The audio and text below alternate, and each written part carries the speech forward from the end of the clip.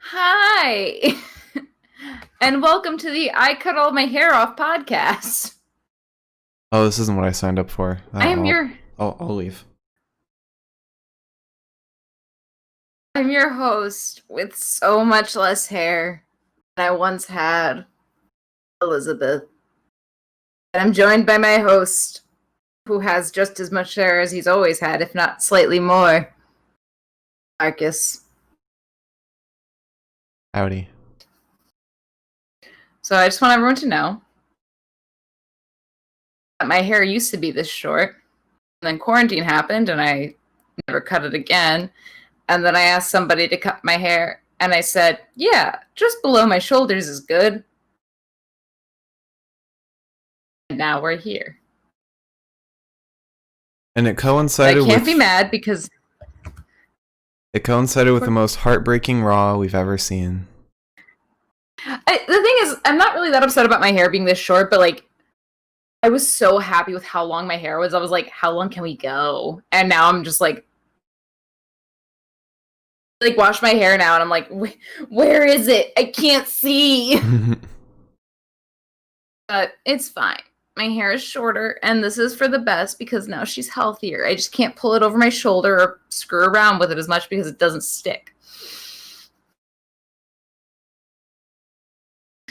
I'm sorry to everyone who thought I was only hot because of my hair. To be fair, I'm pretty sure we've gotten most thirst messages because Mark's a cutie, so. Yeah, obviously. It's fine. It doesn't hurt me. Oh. You're the cat. The cat is never going to have any different hair from what she normally has. Unless we style it. Give her a mohawk. Concept? So should we get into the news? The thing is that we could get into the news. Oh, shit. I think we should get into the news. You really want to get into the news? Yeah. I mean,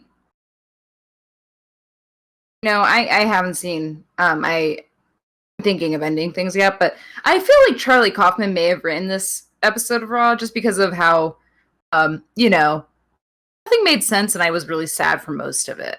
I actually just watched a Charlie Kaufman movie, so based on that movie that he wrote, I would say definitely not, because he wrote Being John Malkovich. Did he? Yeah. Huh.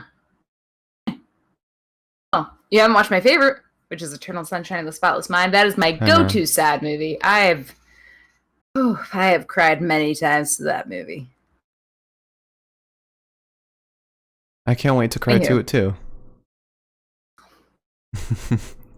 So the news? I just wanted to retweet the tweet.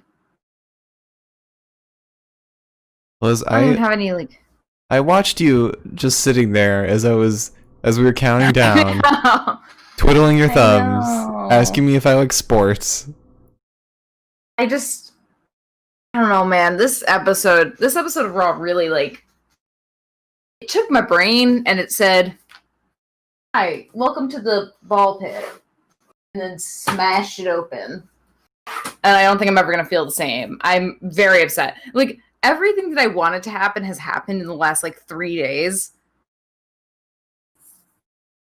And stuff that I didn't want to happen also happened. But we'll talk about it when we get to the episode. Hey. Except we didn't see Bailey and Sasha at all today. Yeah. Thank God. If we had, I think I would actually broken open. I think this was the one episode where they weren't on.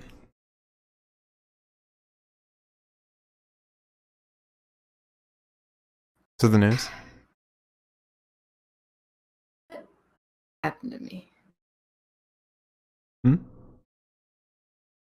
Other time catches up to all of us. Anyways, so Rusev told Dave Meltzer he can go to hell. I tell a lot of people that all the time. I think it's funny because I normally when I associate like past WWE wrestlers with hating WWE, normally my brain is like CM Punk. Mm-hmm. Rusev, however, especially as of lately, I feel like he has had an unbridled hatred towards anything WWE related. Well, Dave Meltzer isn't WWE. But he's still, I mean, a lot of his reporting is done about WWE.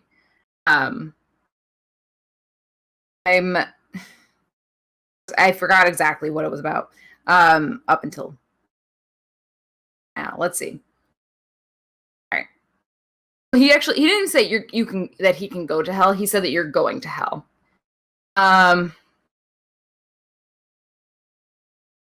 Let me credit, because I'm supposed to.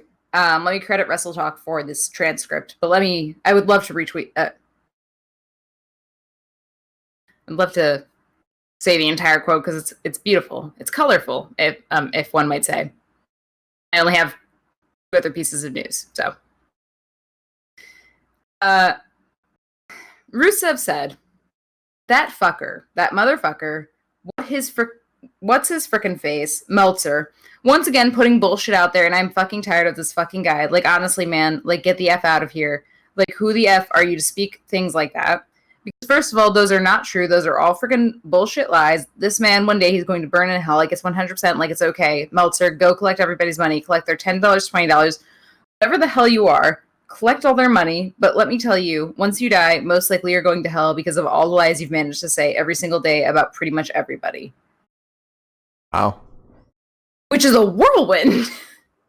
It's quite a bit of words. I suppose that this has something to do with a comment that Dave Meltzer made about Lana. Who I once again want to just mention. She dropped the entire accent and it's still confusing the shit out of me. So, that one out there. Still very someone confused. will do that to you. What up, Sploocha? Dating Bobby Lashley. Hey, Sploocha. So, I guess this has something to do with a claim by Meltzer that Lana promoted an energy drink, and that's like on a third-party platform, and that's why the whole Vince McMahon being PO'd about. Sorry, I swore like 14 times in the last minute. I'm gonna censor myself here. I guess that's what some people are saying is the cause of Vince McMahon's whole "don't you dare broadcast on Twitch or Cameo or TikTok." Like Vince knows what a TikTok is, but I don't know. Rusev might really be overreacting. Maybe after like the 4th F-bomb, possibly. He just seems really angry recently. I don't know what's going on. I don't know if it's like because like everything happened where he like kind of came out about what Vince said to him, plus Twitch banning him for however long because Lana came on a stream in a bikini top. I just think he's having a bad couple of months. Plus, he tried calling Vince and wasn't hired back. Was told to go fuck himself. No. That's me making that up. That's me making that up. See, the thing is that seems so realistic. Yeah. I can't say that you might be wrong. Also, I want to mention again about the haircut. My hair is very thick, and my sister, obviously, who is not a hairdresser, did not take that into account. We just cut my ponytail off. So now I've got the thickest hair in the world, and normally a hairdresser would like thin this out after cutting it this short. But we don't have that capability because we're both 2 people. One has scissors and one has some nerve, I guess. So now my hair is just so thick. It's so thick and short, there's nothing weighing it down. I'm gonna have like an afro in a couple of days. Oh no. I don't want to be mean. I'm really appreciative that my sister cut it for me, and she actually did a really good job for both of us not knowing what the hell she was doing. Mm-hmm. It's just so weird. It's so weird. I had that long of hair I've had short hair like this in like 2 years. Now I'm just like, I want it back. Put it back. I didn't even see it. My sister cut the ponytail off and she just dropped it into a trash bag and we just moved on. I was like, my hair. And when I was stressed out, she was like, do you not like it? And I was like, what are you going to do? Back? Grow it back out? All right, look much younger. I'm spry now. And there's not a sweat stain on my back from my ponytail. So is there more news?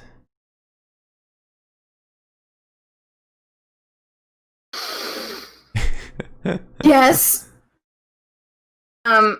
Before I move on to, well, actually, yeah, I'll do this first.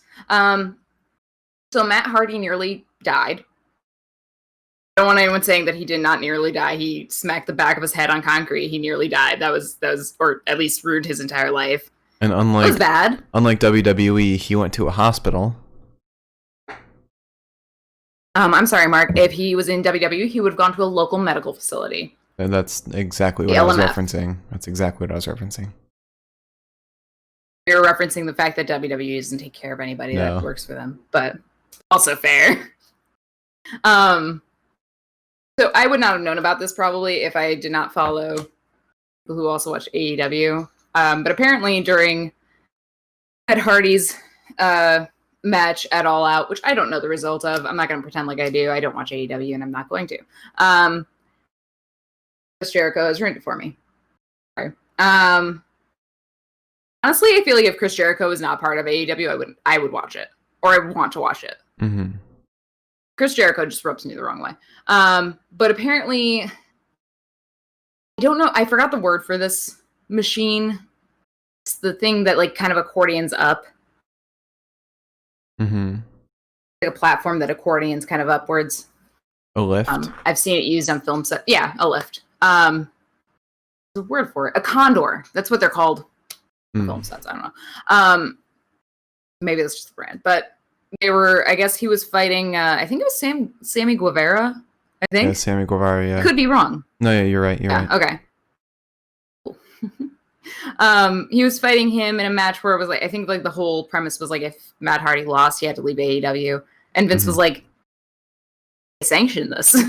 And Sammy was supposed to push Matt Hardy into a table that was below them, but the push happened a little bit further out, and Matt Hardy hit the goddamn back of his noggin on a cement ground, which I was very nice, and I did not say anything mean about because I was actually kind of concerned. I held myself back on that one. This is exactly what I've always worried about with AEW. Well, and I'm glad that Matt Hardy's okay. WWE has had these kinds of incidents before. Absolutely. It's one of those things where it's like, I almost feel like watching WWE and then hearing about AEW is like being an older sibling and then seeing your younger sibling and you're like, oh, we did that at one time and it was really bad for us. I mean, remember Shinsuke in the Orchestra of Destruction? But that wasn't even as bad. That was just Shinsuke taking kind of a crappy bump into something that was not perforated quite the way it should have been. Or scored, I guess is the word. It's one thing to go back first into like a solid wood of a piano. It's another thing to take because I mean, hitting the back of your head is like the worst thing you could do as far as concussions are. And I hit it on cement, just, oh my God. Like, I've hit my head pretty hard on things that should not hit your head on. Just knowing what that feeling must have felt like, just like your brain being like, shit. I'm very happy that he's okay. Yeah. I think However, the biggest news here is just like his wife's reaction to it. she was mad, wasn't she? She, before he was even like cleared at the hospital, she said he 1000% has a concussion. And then I think it was Tony Khan who tweeted that he went to the hospital, he got a CT scan, he got an MRI. He does not have a concussion at all. He is being discharged very soon. So, I mean, what's her name, Rebby Hardy's reaction was completely justified. Like, I would be just as pissed off. Like, if something happened like that to like anybody I knew, I'd be like, no, they're dead. You got to take care of them. Mm-hmm. That's it. Yeah, like, but good on like Tony Khan for having like the reaction time and like just taking good care of Matt Hardy, and I'm glad Matt Hardy's okay. Just bad luck all around. I think the thing is that I don't know. I worry because like it's one of those things where I've seen people take concussions from. I've seen somebody get a basketball punted into their head, and that caused them to have a concussion. Mm-hmm. So to see somebody smack their head into literal concrete from that height, which wasn't a big height, but it's still. If you as a person, a 6-foot person, if you fell backwards into a concrete floor, I'd be like, he fell off like a lift. Like, I don't know. It's just one of those things where like I personally know that has a lasting effect. Like, I don't know. I mean, I saw the clip. It didn't look like it was that high up. But one way or the other, it's again, as someone with experience with concussions, I feel like it just makes me really nervous, especially because Matt Hardy was announced to be coming back to AEW this coming week. Mm-hmm. Which it's like, maybe you should just like take like a nap or something for a couple of weeks. Like, maybe you should just lay down. Mm-hmm. I don't know. There are enough wrestlers over there. Just let him take a nap. Let him rest. DG Games asked if we saw when she called out Brian Alvarez. I did not. I don't know if you did. I didn't, but I feel like I heard about it. Yeah, no, I didn't hear about that. I didn't see that. I don't know. I worry in the same way, like, in the same way that like I get nervous watching like football. Mm-hmm. I just get nervous seeing that kind of shit where it's like, even with like Johnny Gargano when he took that bad bump with the neck, it's like you're sitting there and you're like, yeah, okay, maybe you're like feeling all right now, but like in 5-10 years, like, be feeling all right then? I mean, I don't really know. I think there's a difference here, like, because I showed you that kayfabe news article that was like, medics clear wrestler to continue wrestling after decapitation. I feel like that's WWE, and then what it seems like AEW's response to situations like that is taking them to like the hospital and updating everyone as the tests are done. So I don't know. That's the vibe I'm getting. Okay, so I'm seeing Rebby Hardy's response to Brian Alvarez. He tweeted, was told Matt Hardy was doing a lot better today, and she said, funny, neither I nor Matt have spoken with you. Oh, yeah, I did see that. You know, honestly, I have so much respect for, like, any spouse of a wrestler, especially in that situation where it's like, I'm the one living with him. Lots of respect. A lot of respect. It's like, I'm the one living with him. If he's like confused as to where the fridge is when we get home, maybe I know better. God. But do we have? It was just like, yeah. I've got one more thing. Okay. It's not that long though. It's just kind of an update. I was just gonna say that. I don't know. It like that was one of those things where on Friday, I think, or Saturday, I was like scrolling through my timeline at night. Not only do I see like a million tweets about how All Out went like 3.5 hours or something, which I can't even imagine recapping something that was 3.5 hours long. I heard it was really good. I've heard mixed reviews. I've heard it was good, and I've heard people saying like, "Oh Lord, this was a mess." But between seeing that and then like all of a sudden I see like that clip of him hitting his head, I was like, my God, the Hardys have been through enough, please. Yeah. So AEW does not want a 4-month-long promo about Matt Hardy not being able to use his brain. No. Can't have that. We should move quickly through the next piece of news because one's easy. We're already 30 minutes into the podcast. Next one's easy. Next one's easy. Okay. So speaking of Dave Meltzer earlier, Dave Meltzer clarified that as far as the whole Vince McMahon does not want his wrestlers using their WWE likeness for third-party streaming video platforms. Dave Meltzer clarified, with whatever authority he has, that the talent just have to use their real names, and also inform the company about their accounts. Which I guess makes sense. At the end of the day, everybody knows that these wrestlers do have real names, that this is not, or ideally everybody knows that this is not their actual persona that they see on TV. So that makes sense to me. And then you told me that Stephanie McMahon kind of sided with the talent on that, which makes sense because her name is owned by her father, apparently. In like a subtle way, she basically just said like having these side outlets is very important to these wrestlers because it not only helps them build their brand, but it also gives additional viewership to the company.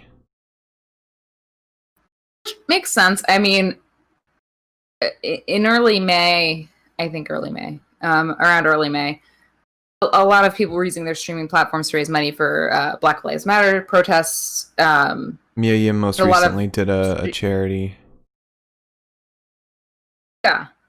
I know that like a lot of the people who stream use their streaming platforms either for good as far as fundraising or good as far as like just being like, hi, welcome to my life. This is some stuff that I want to talk about, which I think is good for both wrestler because it's like, hey, I'm still a person. Do you mind?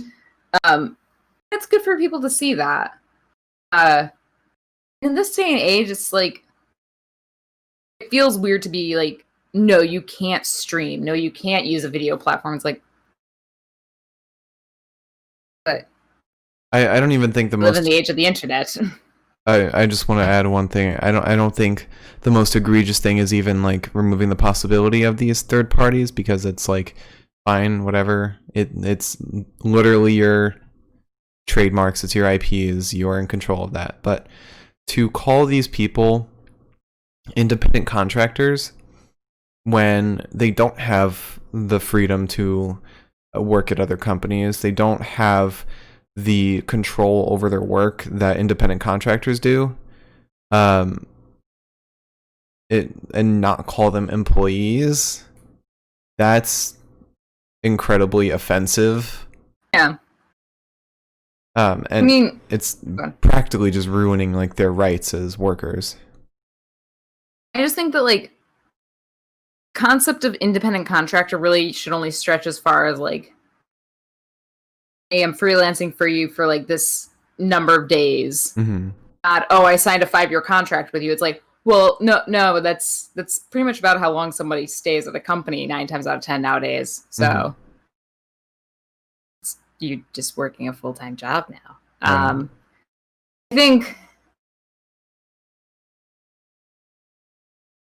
I don't want to say I understand if whether it was AJ Styles that caused this to happen or Lana. I don't want to say I understand. I guess in a way I do. Because at the end of the day, AJ Styles was airing his dirty laundry about WWE, which must suck not to be able to do that. But I can see where the legal side of WWE would be like, don't do that. And for Lana, if it was Lana that caused it, making money off of another brand deal that was not in coordination, I guess, with WWE. It's like, okay, I also kind of get that because like if you're signed to a higher company and then like another company is like, hey, bro, like promo us. You can't just do that. Yeah, at that point, it's whether or not they were sponsoring Lana, the character, or the woman behind Lana. I don't know if Lana's her real name or not, but It's CJ Perry. okay, yeah. So it's whether or not they were sponsoring Lana or sponsoring CJ Perry. Yeah. It's just I kind of get that. I just like I know like sometimes like celebrities will have like a brand deal with this brand and like this conflicting brand, or someone else will come in and be like, hey, can you do this? And they're like, no, I can't because this brand says I can't do it. Yeah. I get that. Normal stuff. Sort of. In the sense that like I understand where the legality is there. I don't get it, but I get it. It's a very common thing from what I know. Yeah. It's just the way that like if somebody is sponsored by Pepsi and Coke comes to them and they're like, hey, can you sponsor us? They're not going to be able to be like, yeah. Except it's literally like you work for Pepsi and Coke comes to you. And you were spotted with a Coke can in your hand, which frankly would be me. Pepsi's garbage. Anyways, do you want to move on to the actual things that happened tonight? Oh yeah, definitely. Hey. I'm not happy with a lot of it. Let's just get this. Oh boy, okay. Alright. If we did not do that.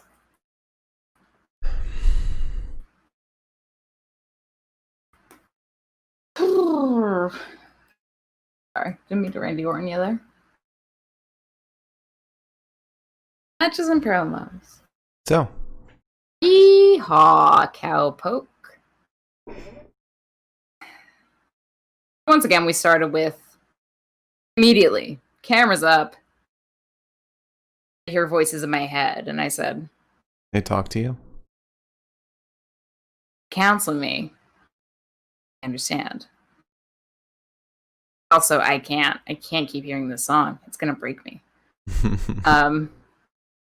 Randy's just kind of talking shit for a while. Makes a comment about how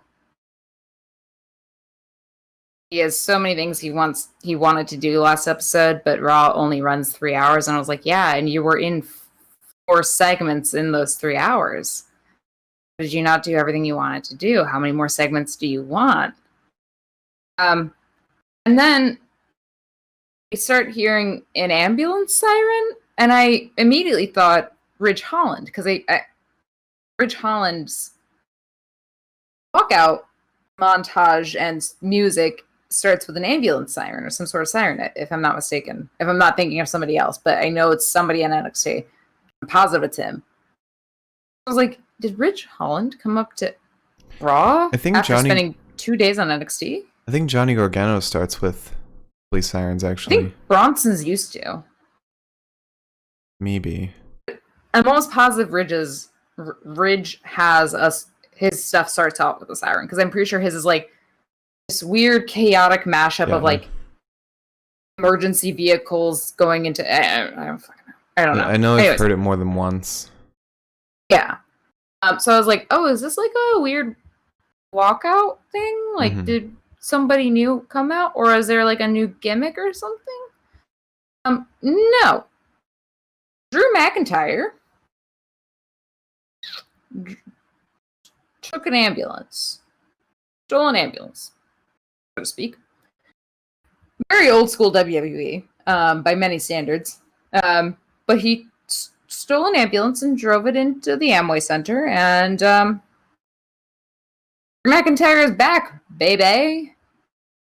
Oh yeah, back with a vengeance. Oh, there might be an even bigger word than vengeance that we could use here. I'm not sure what it is, but it might exist. I almost had a goddamn panic attack. Drew says, "Howdy, folks." Claymore's Randall, and he's back with retribution. Thank you, Splucha. Damn it! Imagine. He was wearing all black today. Who's to say he couldn't throw a black sweatshirt over that? Hmm. Yeah, he just claymores Randy and then says, "Well, I'll see y'all later." Which is basically exactly what he says to Adam Pearce during the promo backstage, where Adam's like, "Hey, Drew, not medically cleared to be here. Can you I don't know, fuck off?" Drew's like, "Yeah, yeah, yeah. I'll just leave. I'll leave. Just pop out." Hey, Adam. Thanks for coming to the show tonight, by the way.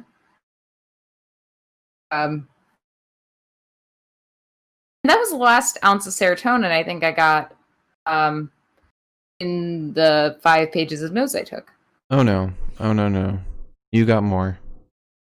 I know you got more. Yeah, but it was clouded. It was clouded serotonin. Anyway. Serotonin had a dark, dark veil over it. So we're back with Apollo, who has fought business, I believe.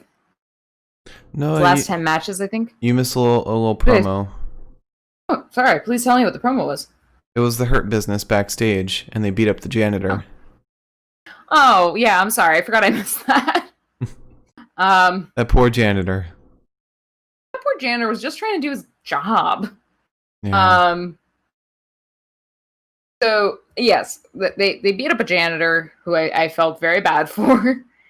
And then we move on to the Hurt Business versus Ricochet, Cedric, and Apollo. And Apollo has fought the Hurt Business in his last 10 matches, every single match since, I believe, what did Sean Ross Sapp say? Sean Ross Sapp said since June 15th, he has been fighting Hurt Business members, which is 3 of them. So it's kind of ridiculous. That's 3 matches per person plus 1. Exclusively? He's literally only fought members of the Hurt Business since June 15th. I could have sworn he fought Andrade at some point. That was before. Because once he got the title back from Andrade, I think he may have defended it once, and then that was at Backlash. Is it at Backlash? I believe so. If it wasn't at Backlash, it was at Money in the Bank, because I think it was at Money in the Bank. One way or the other, he defended the title and then moved on to being cornered by Hurt Business. MVP specifically, because Bobby was going after Drew, MVP was going after Bobby. Either of them were successful at the end of the day. Oh, yeah. I think Apollo was in the pre-show at Backlash. Yes, he was. Defending that. Yeah. So Cedric comes out, and he's immediately attacked by the Hurt Business, and it hurt my feelings. Because it's the Hurt Business, and they hurt me. Multiple times tonight. A really tough night. Anyways, I didn't cry at all. It wasn't about wrestling, though. Apollo attacks Bobby Lashley as he tries to leave the ring. Bobby takes 591 years to leave the ring because he's a very big man. He's got a shirt on. His mobility is completely struck by that. Shelton's the first one in. He kicks Apollo in the face. Sends both of his forearms into Apollo. Takes him down. Bobby gets in. He's clubbing Apollo in the corner.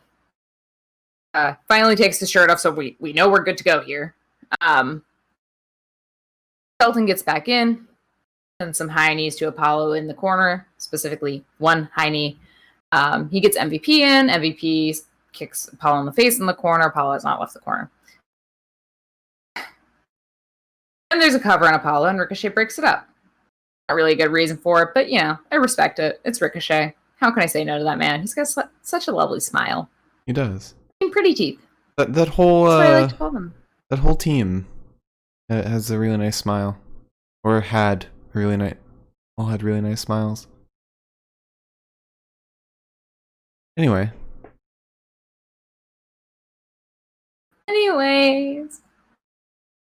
I want to know. I cried about the Yankees. I didn't cry about this, but this certainly didn't help. Anyways, so Got a hand sub on Apollo. Apollo really was not out of the ring for 90% of this because something else happened. So after the hand sub, the waist lock on Apollo, and then a German suplex from MVP. Bobby gets in, throws Apollo. Shelton gets in, knocks Cedric off the apron, tries to knock Ricochet off the apron, but it doesn't quite work. As this is happening, Apollo kind of takes advantage, and he insecurities Shelton, because Shelton's too busy trying to knock his partners away. Ricochet is just on the ropes. He's bouncing. He's desperate to get in. And then somebody pulls him off the ropes. And it's weird. It's weird. It's weird. Because the only person that could have pulled him off the ropes was Cedric, because Cedric was the only person on the ground. And it was Cedric. Cedric pulled him off the ropes and then decided to destroy Ricochet. Just beat him up. Just beat him up. Just beat him up. Because now he's a member of the Hurt Business. It's fine. It's fine. So we had that betrayal immediately after Bayley beat the shit out of Sasha. And the thing was, it's like, I spent months begging for Bayley and Sasha to break up. I'll admit to that much. I have spent at least 4 weeks, maybe 4 weeks, saying, I really pray that Cedric does not leave Ricochet because they're best buds and I love them together. Stephanie McMahon said, hey, but what if I hurt your feelings still? And I said, I still, right. I don't think this is legit. I think he's gonna try and like pull some shit behind the scenes, because there is like, he doesn't have friends now. Well, there's a little promo coming up later that kind of might hint at something. Not sold. Not sold in that. Cedric could then go up to them afterwards and be like, hey, I'm sorry. I just wanted to, destroy them from the inside. I had to do what I had to do. I hope you'll forgive me. And Ricochet and Apollo, being the amazing men that they are, will say, yeah, all right. Listen, let me tell you something here. I've had several drinks tonight because there's too many sports happening. I'm very upset about all of them. In the state I'm in right now, Liz has one drink per sport. I have one drink per disappointment. When you're a Yankees fan, several drinks. If you're right, I will take a shot. The night it happens, I will take a shot for you. What's the other bet that we have going that you said you'll take a shot for? Oh God, I think it was something about. Was it something about Drew? Was either something about Drew or something about Roman? Roman? I don't know. I don't think it would have been about Roman. It's about Drew. Have to do with the title, I bet. I've been convinced that he's going to lose the title at Clash, so. I have no clue. I don't remember. If somebody remembers in the chat, let us know what the prediction/bet I made about Drew was, or about anyone. I'll have to go back in the podcast. Yeah. I've made many comments that I would take a shot, though, so. And then for the next betrayal of the evening, we have Street Profits versus Angel and Andrade. So automatically we're back to this. I think I remember what it was. I think I said that Drew wasn't going to be at Clash of Champions. Oh. I think that's what it was. Maybe.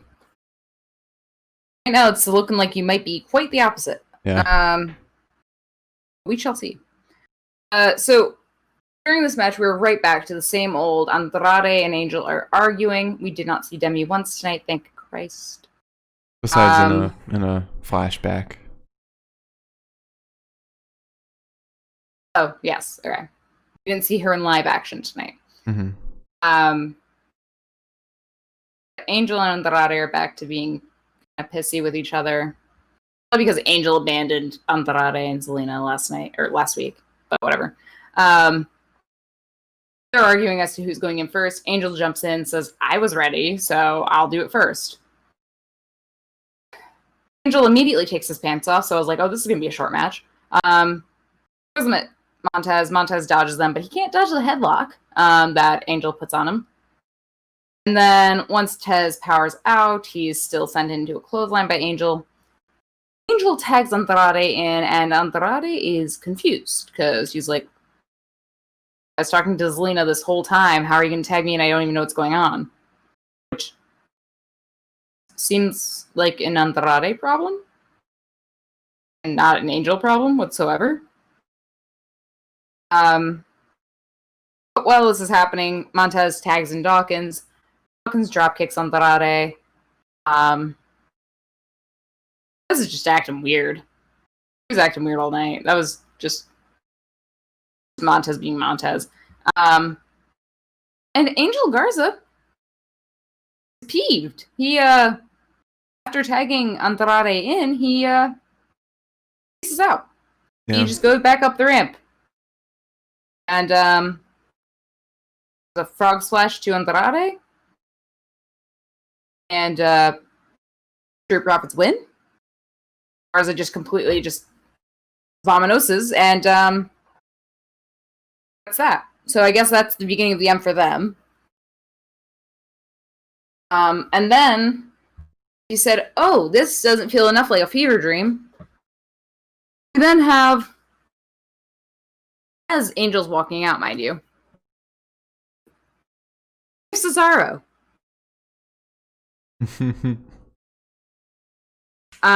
He comes out with Shinsuke. And we went to commercials, so I got to spend an extra 2.5 minutes just like, what is happening tonight? So Cesaro and Shinsuke are talking to the Street Profits.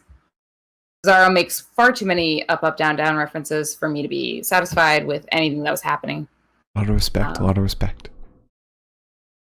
It doesn't help that he does the same, like, he rolls his R in a specific way every single time, and I'm just like,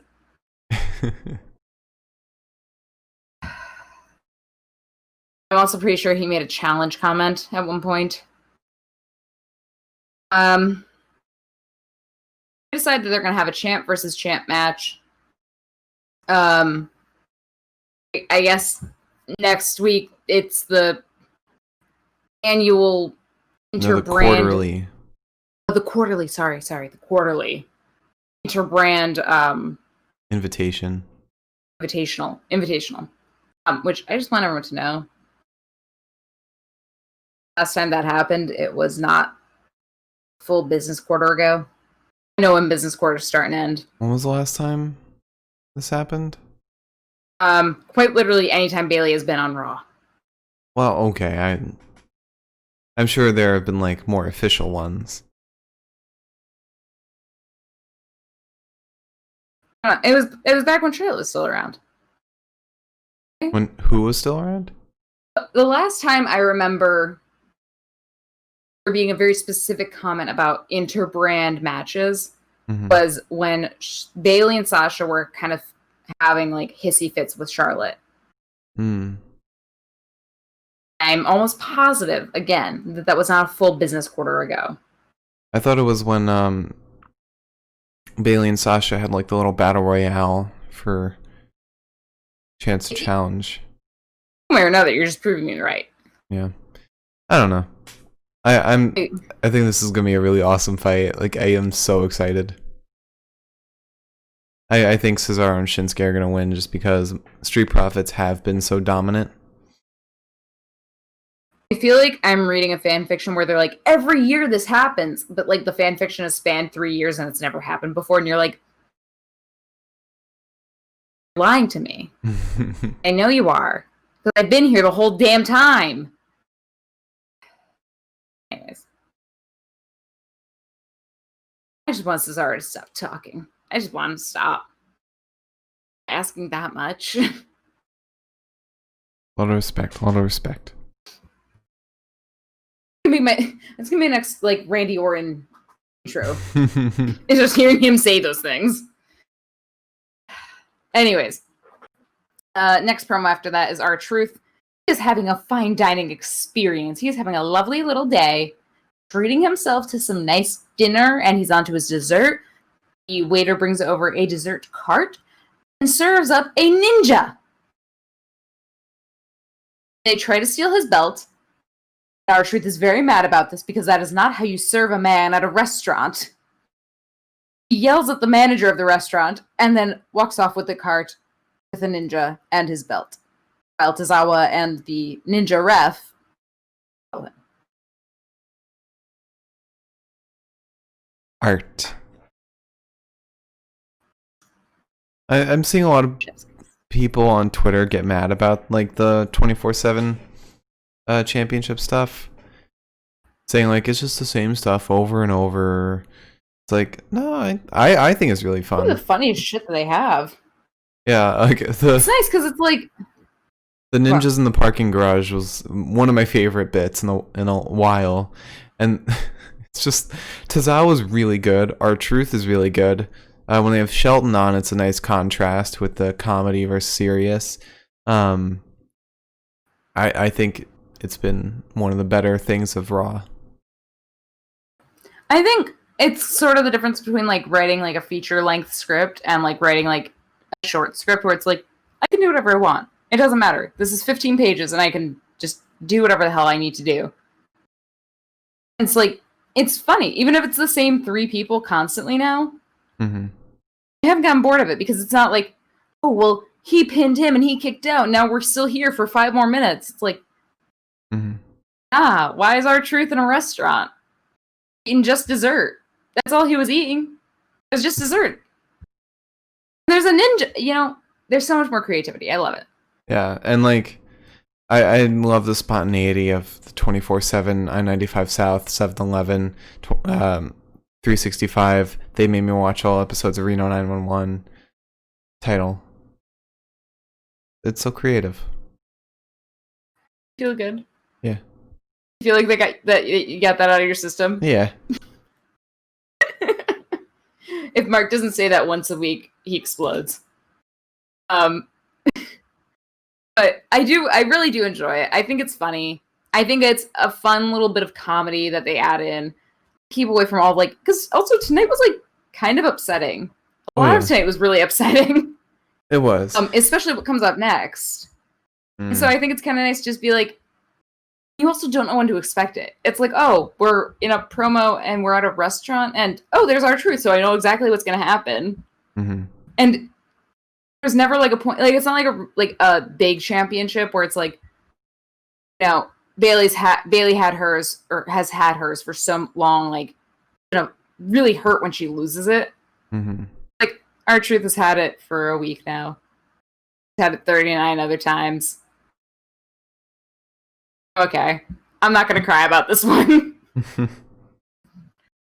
Yeah, I really like it. I don't know why people complain about it. I think Blur was torn between like, this is so silly, and like, this is too upsetting.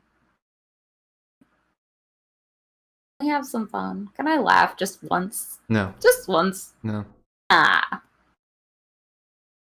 It's so bad. So the next fight. My first note for this fight is, haha, this sucks. Oh. It does. It's not even like it sucks in like, oh, this fight was trash. No, it's a shame. It's a shame we had to watch this. And they made it hurt more at the end. Because, like, okay, so next fight to talk about is Peyton Royce versus Billie Kay. From the start, you know why this hurts. You know why this is upsetting. I assume that, like, we were to go into the logic of this, the whole point is that, like, Peyton put Billie up for the fight at Raw Underground last week, and, like, probably Billie's pissed off about it, whatever. Who cares? I was pretty upset about this. I was pretty upset about the Yankees, so I really didn't take that many notes. What I did take was there was a missed elbow drop and then a waist lock. Peyton sort of super kicked Billie. It wasn't perfect. It wasn't a good fight by any means, by any technical means. I wasn't mad. Well, okay, so what I'm saying is, when I get to the end of this, you'll see what I'm saying. But it felt like what they were basically doing here was, it felt, first of all, when they went into this, that they didn't have a script for anything, which would not be shocking because it's Raw. It felt like this was like, oh, well, Peyton and Billie have fought together, so they should know how to fight against each other. there shouldn't be that much need for like prep time here. A lot of the moves seem very like half speed. Just not a lot of stuff seemed to connect. Not a lot of stuff seemed to like really make sense. It seemed very slow. But that said, while I did not think the fighting was good, Peyton got her finishing neckbreaker in. She does that to Billy. She wins. Then they said, "Oh, I know that you just went through so much pain with the Sasha and Bailey breakup. So how about after one friend beats the living shit out of her other friend, she helps her up, and then instead of what you're expecting here, because I was expecting a cheap shot, instead of what you're expecting, he helps her out of the ring and hugs her. It's because they're best friends. It hurt me so bad. Like, it broke me in half. This is like the difference between Peyton and Billy and Nikki and Alexa. If it was Nikki versus Alexa, you would definitely see a cheap shot at the end there. Just, it broke me in half, honestly. Because I genuinely was like, oh, they're just gonna send it home with like Peyton's gonna help her up and then punch her in the jaw or something. I don't know. But no, she just hugged her, and I was like, I just want you guys to be friends. Anyways. So, after this,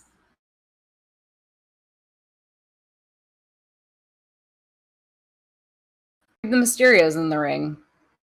Charlie invites them in. You might say, why are we doing this? Which I say, I don't really know. I don't know. Then I'd say, look at the Tron.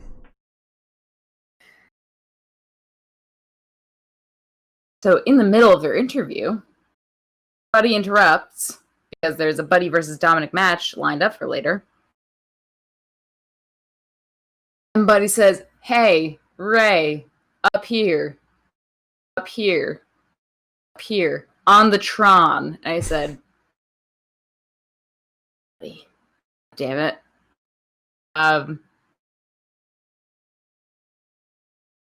It's not much of a promo. It's just Buddy saying, like, I'm gonna beat the shit out of you. And Ray saying, hey, didn't your, like, boyfriend kind of screw you over the other day? And Buddy's like, yeah, but...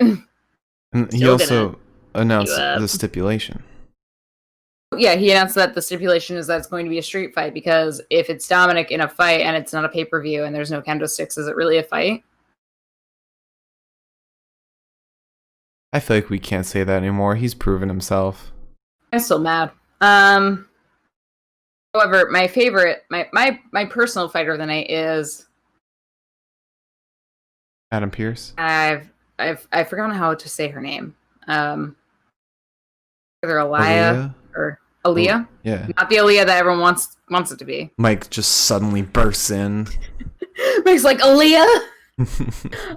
No, sadly, my fighter of the night is not Aaliyah from NXT. It's Aaliyah from the Mysterios, because she does not look like she cares at all. She 100% just like looks like, this is my family. I just have to stand by their sides. My dad's wearing a mask constantly, a Louis Vuitton mask. My brother She was wearing a Louis Vuitton button down. Yeah, but that's normal for a rich kid. Yes. My brother is acts like he's 14, and wears some weird gear. I have some comments to make, and we'll get there. But I need to pull the crowd of people who have siblings when the time comes for this fight. I've got some feelings. So after this promo, however, Adam Pearce is talking to Nia and Shayna. I don't know why. I didn't pay attention to that part. What I paid attention to was the fact that Drew McIntyre is still walking down the hallway approximately about an hour after Adam Pearce was like, "Hey, Drew, leave." And Adam sees him and is like, "Hey, Drew, leave." Drew's like, "Oh, I am about to." No, he says he's about to. He just had to. Something about the ambulance and like the audio was horrible, but he's like, "Just relax, don't worry. I'm on my way out right now. No big deal. I'm just texting some people and I'm gonna pop off. Don't worry, big deal." So then we have Asuka and Mickey James versus Lana and Natty. Christ help me. Feels weird for Asuka to be in this group. What are the odds I can get my water bottle from here? I want that. So. And Liz has left the podcast. I'm just trying to get my water bottle. So, how's everyone doing I'm still tonight? here. I'm like parched and I don't want to keep drinking cocktails. So. Asuka and Mickey throw Natty into the ropes.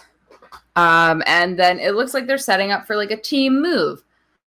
They just stand there and Natty runs off to tag Lana in. Lana tries to kick Asuka. Asuka manages to capture. Hi, Cat. And kick her in the face.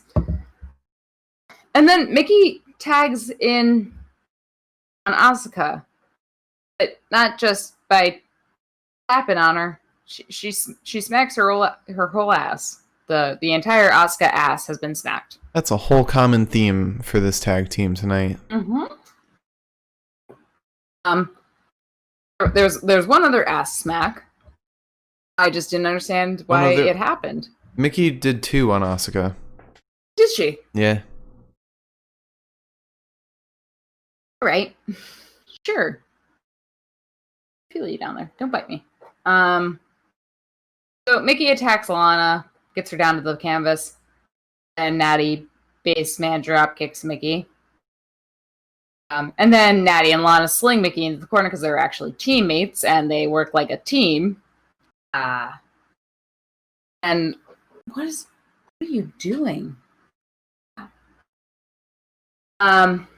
Natty just kind of brutalizes Mickey. Mickey looks like crap. I'm sorry. I'll be very honest here. I feel bad for Mickey, but like she looked horrible tonight too.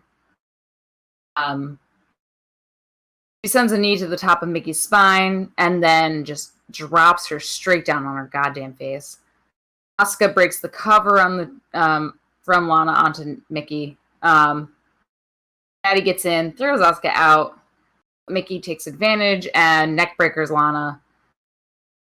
And then Mickey, just the most discordant voice I've ever heard from a person that was supposed to be sober. She just screams into the middle of the ring. I assume to Lana, "I'm going up," while pointing at the rope and her voice cracking the whole way through. So she goes up to the top rope, and Asuka smacks her ass to get in. And then we have an Asuka lock. Lana taps out, and that's that. That's all, folks. Goddamn no. The camera wasn't even on Lana when she tapped. It was on Mickey and Natty. Yeah. And then all of a sudden we hear the bell ring, and I was like, something happened? What happened was the cameras just don't work quite right in the Thunderdome. So that was that fight. Like, even with this title push that Mickey is getting right now, she still looks bad. She looks bad. It's painful. Asuka looks bad too. Yeah. Natty's looking decent, better than she has been. Lana's looking not as bad as Mickey or Asuka, but I don't know. I don't know why this whole title push I is didn't think even that we would happening. I didn't think we would reach a point where, like, I was like, oh, Maddie and Lana looked way better than Asuka and Mickey James, but here we are. Yeah. Anyways, the Hurt Locker and Cedric are backstage. The Hurt Locker.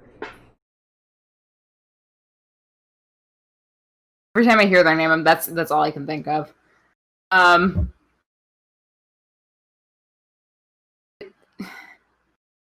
just happy that Cedric joined them.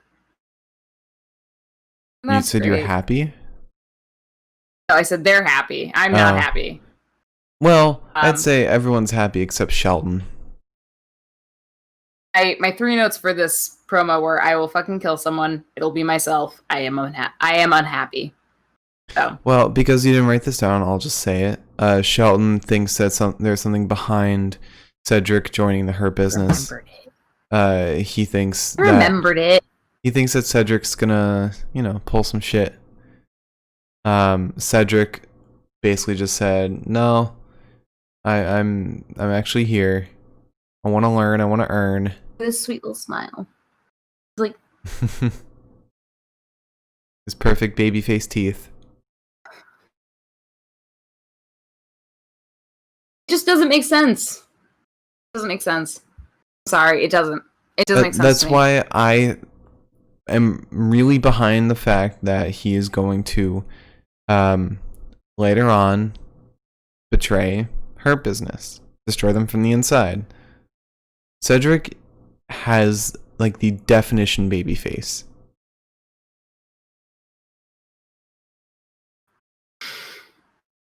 I'd love for you to be right. I would. I don't think you are, but I'd love for you to be. This, however, does lead us into the VIP lounge featuring Cedric. Viking Raiders come out because,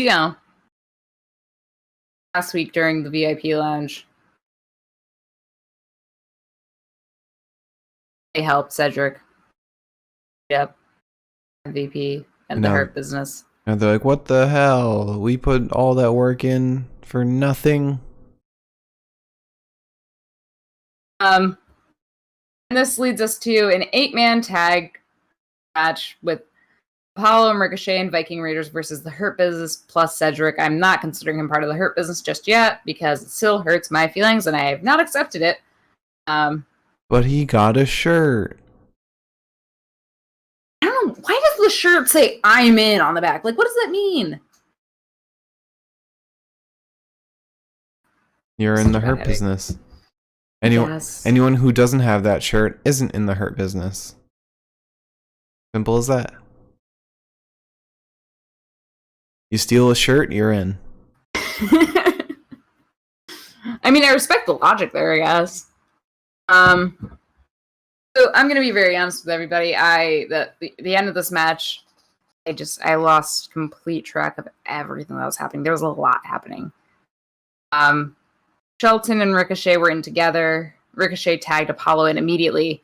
Who suplexed Shelton. Ricochet kicks him in the face. Apollo moonsaults onto him. MVP gets in. Ivar gets in. Ivar sends his nice little knees into MVP's face. Tags Eric in, who slaps MVP so hard that MVP just kind of drops. Ivar's back in. He launches an elbow down onto MVP. And there's a crossbody. Apollo has MVP's head and is punching him. MVP facebusters Apollo, sends him into the corner. Lashley gets in, tries to plant Apollo, but Apollo wriggles free, I guess. He manages to tag in Eric. Eric suplexes Shelton Benjamin and then is just speared through the absolute abdomen by Bobby Lashley. Shelton just begins power slamming the absolute Christ out of Eric. And suplexes him, sends a high knee into his jaw. Lashley gets in, spears Eric in the corner, and Eric's just looking like he's about to die. MVP gets in, kicks Eric in the face. And Cedric gets in. He's just kind of being mean. Just kind of being like a little bitch. Tags Bobby back in. And then Ricochet gets tagged in off of Eric. My dude is mad. Like, mad. Like, capital M mad. Seguri's MVP and just absolutely goes off. We've got some kicks. We've got some just bizarro ass moves. I don't know what the word is. I guess it's more of a moonsault off the top ropes. Does that twice. And then Cedric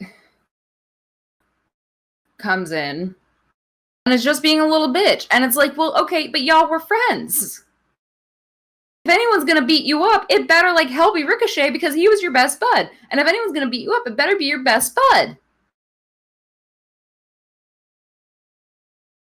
Cedric tries to ensegure Ricochet. Ricochet is like, no, don't be a dick. Somehow manages to still stay alive. I was sad. Cedric tries to suplex Ricochet, but he frees himself. And Cedric still manages a full Nelson suplex. Ricochet manages a full Nelson suplex. MVP breaks up the cover, and then suddenly everyone's in. They just kind of one after the other. Finally, we got Ricochet on the top rope. Cedric avoided him, and Cedric power slams Ricochet. And here's the thing. I guess he won.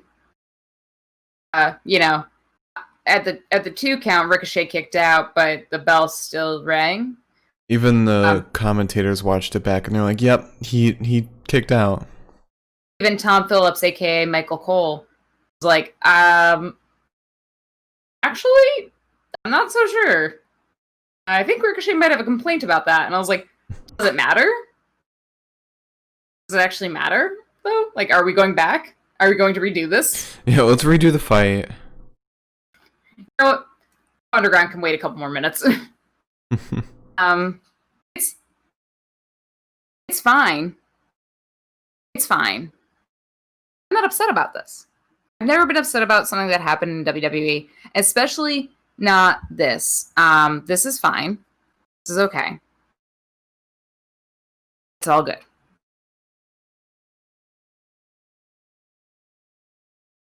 Yeah. I have some big news about one thing that happens later on, but I'll wait till we get to that moment. How much farther do I have to wait? It involves retribution. Is it Nijak? God. Nijak. Okay, so the US... It involves identities of them, so I'd say we wait until we get there. I just want to say, US Open is happening right now. And Dominik Dijakovic and Novak Djokovic, in my head, their names are the same thing. Because it ends in a k sound and Djokovic sort of noise for the last name. I don't know. My brain keeps wanting to... I keep seeing headlines about Novak Djokovic. And I keep... Brain's like, Djokovic, Dijakovic, same thing. You're just going to say it, and I'm like, okay. Anyways. Drew's still backstage. Drew has not goddamn left. After multiple warnings from Adam Pearce, Drew said, nope. And Charlie, who's backstage, is like, hey, Drew, weren't you supposed to not be here anymore? He said he grabbed the wrong phone. Which is hilarious when you consider the fact that prior to that promo, Drew was on a phone, just texted away. He was just texting random numbers. He was just texting whatever contacts were on that phone. He's like, this looks like my wife's name. Sure. It's like the fact that he's like trying to be like, it's supposed to be a bullshit lie too, and he's like, well, would you believe it? I grabbed the wrong phone. I'm like, that would be fine if you were just holding, like, if he was just holding the phone in his hand while he was walking, like, do. No, he was quite literally on it, like, do. When Adam Pearce called him out, it's like, so what were you looking at then, Drew? I just hate that, like, they weren't going to give him a 5-minute promo, so instead they gave him 5 1-minute promos. Yeah. I'm in love with him. He's such a goblin. Anyways, he's like, no, I'm definitely heading out now. I'm totally leaving at this very moment. Don't worry. We're good. Next promo is Kevin Owens and Shane about to enter Raw Underground because we've reached that point in the night where everything falls apart. Kevin Owens, I don't remember a single thing about this. I just remember that he said to Shane, I can't say I'm happy to see you. And I was like, yeah, that's fair. I respect it.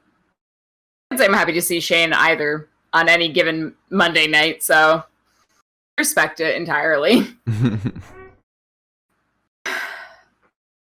Anyways, I just want to also make a point. I did not take any notes. I think besides one for Raw Underground with Kevin and Alistair, which happened for the rest of the entire night. So I'm going to talk about it once, and I'm not going to talk about it again because that is about as much attention as Raw Underground deserves. Sorry. All right, I've been talking like for like an hour straight now. I feel like I need to like. So we then have Randall versus Keith. Get to hear that goddamn song one more time. Randy says that he cannot fight because his little jaw hurts from being Claymore kicked by Mr. McIntyre. So sad. So sad.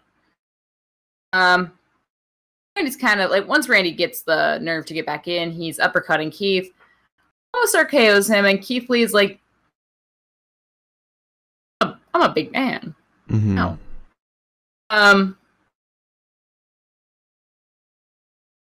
Keith sends an elbow to Randy's face, and then they end up outside the ring. Randy is Keith runs at Randy, and Randy just hits the decks, tripping Keith into the barricade. Randy gets Keith back into the ring and begins stomping on his little old ankles. It's a headlock on Keith. Keith Lee finally powers out, and Randy throws him into the corner. And Randy tries to RKO him. Sort of just RKOs himself. Not a great Randy night. Not a great night to be Randall Orton. Yeah. He is then smooshed in the corner by Keith. Keith sort of does a deep 6 power slam to Randy. We called it just a power slam, apparently, according to Michael Cole, but we all know it was a deep 6. It looked like a deep 6. I refused to pretend that it wasn't. And then God said, hey, Elizabeth, I know you've been waiting for something tonight. Something to lift your spirits. And I said, yes, sir. And Randy RKO's Keith. And I said, I love a good RKO. And then Drew McIntyre comes in and claymores Randy. And I said,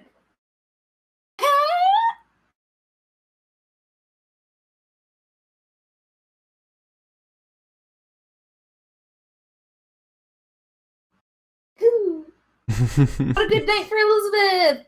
Got an RKO. I got a claymore kick. No Glasgow kiss, The though. Yankees losing by 6 runs. No Glasgow kiss, though. Ooh, also, apparently... Is there something pertaining to the Glasgow kiss? No, it's something pertaining to earlier on. Ivar, during the match today, suffered a cervical injury during a Viking dive to the floor. He was transported to a local hospital and is expected to make a full recovery. So, actually, that I might assume that might be real because unless it's a way to set up for a 6-man tag match, but whatever. Only because so at one point during that match, Apollo, Bobby, MVP, and I want to say Cedric? I know that it was Apollo and MVP, It was Shelton. Eric, Shelton. Were all against the barricade, or rather, I think MVP and Shelton were standing up, and Ivar dove out onto them, slamming into the barricade. Didn't look good. They very quickly glossed over the fact that there was a medic standing over him, which I was like, yeah, you don't usually gloss over that stuff. You know it's real when they say hospital rather than local medical facility. And I heard a reason why they do that. The reason they say medical facility is because if they say hospital, they might get crazy fans trying to visit them. Whereas if they do local medical facility, it's vague enough to where you can't really pinpoint, or nobody can really pinpoint where they're being brought to, even though they're not really being brought anywhere. Yeah. Just for kayfabe. But yeah, it's funny, it was glossed over so quickly that I didn't make a note of it, but the camera did quickly pan to a lovely lady just kneeling over Ivar, who was kind of just vaguely pointing at a certain part of himself, and I was like, oh dear, not great. So I'm glad he's going to make a full recovery. However, a cervical injury is never very good because, you know, spine. And he probably just took a stinger, which, as far as the WWE is concerned, probably not the worst thing that could happen to you, I guess. Anyways. So, we then have Raw Underground. I got questions. I got a lot of goddamn questions. Actually. Like, a ton of them. Specifically, cap all of the questions off at one go. Alistair started Raw Underground in stupid basketball shorts. I know I asked for him to not wrestle tonight in slacks and his vest.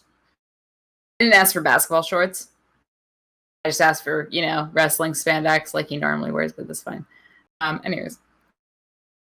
And he started off in the basketball shorts and the headband that goes over one of his eyes, the sweatband, if you will. And then after like one hit from Kevin, the sweatband came off, so we saw both of his eyes functioning perfectly fine. Even though his whole thing building up into his return to Raw has been that his eye is damaged and is now bleeding black. Yeah. But apparently it's fine now. Is it? I guess. It's just so inconsistent. Maybe that's the reason why they asked about the Twitch thing, because Alistair was on Instagram posting that, and they were like, "Yeah, we can't do that. That's not in the script." I feel like a lot of wrestlers do use their Instagram to like push storylines and stuff, which is fine because I'm sure it's sanctioned. But like, this was weird. This was like 100% like, and it wasn't like covered up in any way with the 491 cuts that they normally do for Raw Underground. It was just the sweatband got knocked off, and suddenly the eye that we were supposed to assume was gone and replaced with black goo was an eye. It was his eye. It was his regular eye. It was the normal Aleister Black face prior to losing his eye and his mind. The eye that he lost that spurred him to fighting Kevin Owens, that spurred him to fight Kevin Owens in Raw Underground. That eye is still there. So why are we fighting Kevin Owens in Raw Underground? Because it's only there in Raw Underground. You know? Oh, okay. Yeah. It's like the Upside Down. It's like the anti-kayfabe. And Shane is Hopper. No, Shane is the Demogorgon. Shane, when you're outside of the Upside Down, Shane will chase after you and try and drag you into Raw Underground. how Dolph got down there? How Dolph The, got down there. It's how Viking Raiders got down there. That's how Kevin Owens got down there. That's how everyone got down there. Except Raiders are like the Viking. Hurt Business is the kids. Hurt Business is 11. Well, Bobby's 11. Oh, okay. Because I was gonna say that it seems like Dolph is like that first redheaded girl that goes missing. Yeah. Stranger Things, the one that like Barb. Yeah, Barb. Dolph is Barb. Mm-hmm. Barb got sucked down there and she never came back. But like, oh Mark, don't die on us. Kevin Owens is a Hopper. God. So sad down there. Yeah. Oh. I was gonna say that somebody is. I want to make a comparison to somebody, but maybe Alistair's gonna be the kid, the main kid that gets sucked down there. No, Alistair's Winona Ryder. No. Oh, I'm in love with both of them. Okay, fine. But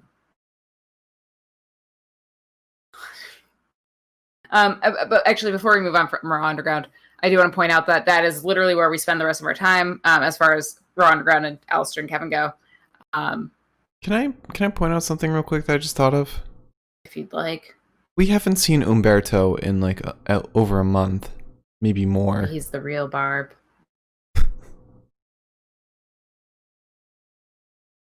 I mean, I don't know. His best friend and buddy,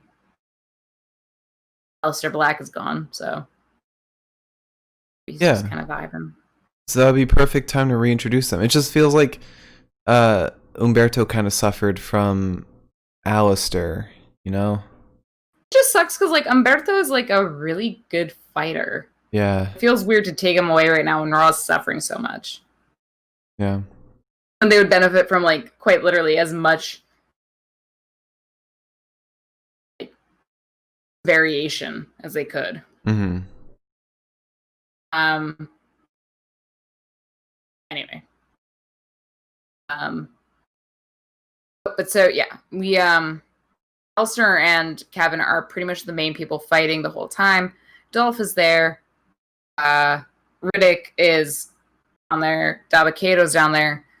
At one point, Alistair and Kevin get out of the ring and they're fighting everyone on one side. They get back in. And Dabba-Kato takes out Kevin Owens, and I believe he took out Alistair Black. I didn't pay that much attention because it's Raw Underground. I'm tired of Dabba-Kato. I'm tired of all the random ass people in Raw Underground. I'm tired of Raw Underground. I'm tired of Shane McMahon. I get to see Marina Shafir this way. She can be seen other places. I know, but this is the only place I'm allowed to see her now, apparently. I just want them to stop cutting so much. And I want there to be like... Okay. I want them to either like establish some rules or completely embrace the fact that it should be no rules. So, when we were watching it, I was like, oh, Marina Shafir. She's my rock in troubled waters. I'd love to see her. She'd make my heart feel like a little more steady. And I saw Jessamine, so I was like, okay, Marina must be next to her. I see like a clip of Marina because I see the bucket hat. And then we cut, and my eyes are just like going back and forth because I'm like, I just want to see her. I just want to see her. And they're just cutting every 5 seconds. I was like, not even every like half second they were cutting. It was painful. I think that's why like I have such a bad headache right now because my eyes were like flying around the screen just because I wanted to see Marina. Yeah. I don't know why we promote matches between main roster guys if there's no ending, and the ending is a guy who's not quite literally even in NXT, injuring both of them. I don't get it. Raw Underground is going to be the 5th brand. I don't want. Then you want to move on to the next promo, the saddest promo. Oh no, it's not the saddest promo. The saddest promo is later on. I don't know what this promo is because it's not the promo I thought it was. I guess Randy. Randy's just backstage and he's mad. Yeah. Oh, Yeah. oh, okay. I remember how this goes. Randy's backstage. Adam Pearce is backstage, and Randy says, "Hey, what the fuck?" And Adam's like, "I told him to go home. He's going home. Don't worry, he's going home. I promise he's going home. Please don't hurt me." And Randy's like, "Your word means nothing to me." And I was like, "Damn, Randall, get in there." Oh yeah, brother. That's that. I think that's the last Adam Pearce we see of the night. Maybe. So then we have another weird set of matches. Riot Squad 2-on-1 versus Shayna, and then after this we'll have Riot Squad 2-on-1 versus Nia. So we get a deep arm drag to Shayna from Ruby. Shayna then.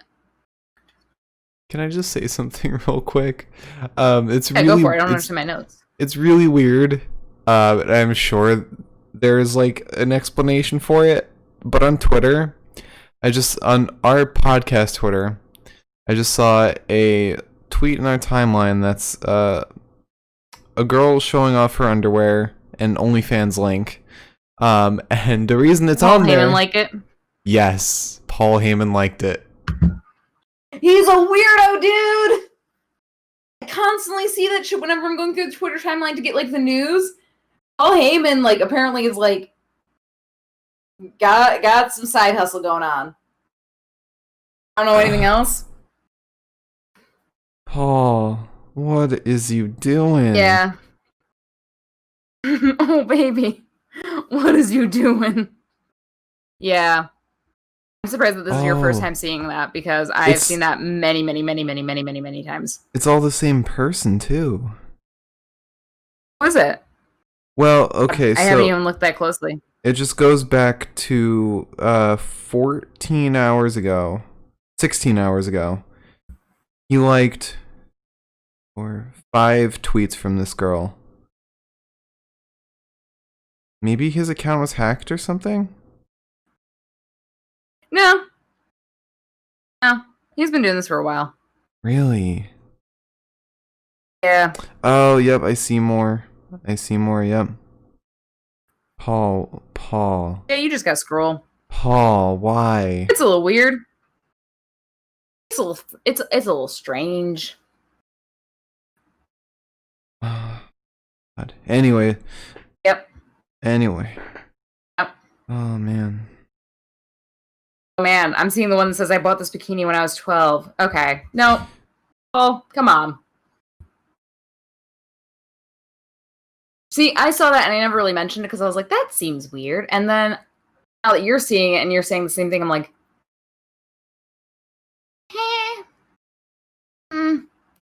I would like to move on, please. I think that's fair. He might be a good writer, but I don't know about the rest of it. Anywho, Shayna wrenches Ruby's arm and holds onto it. Ruby finally powers out and tags Liv in. Shayna knocks Liv off the apron before she can even get into the ring in the first place. But Ruby grabs Shayna's leg and Liv kicks her in the head from the ground. Shayna then gets Liv in, drops her on her face. Nia is not impressed with Shayna's. Shayna's going for the elbow stomp, if you will, and Nia's not impressed by this at all, which I respected. I respected Nia speaking up like that. Their arguing then leads to Liv rolling Shayna up and winning. You have something to say? I heard you take a breath. No.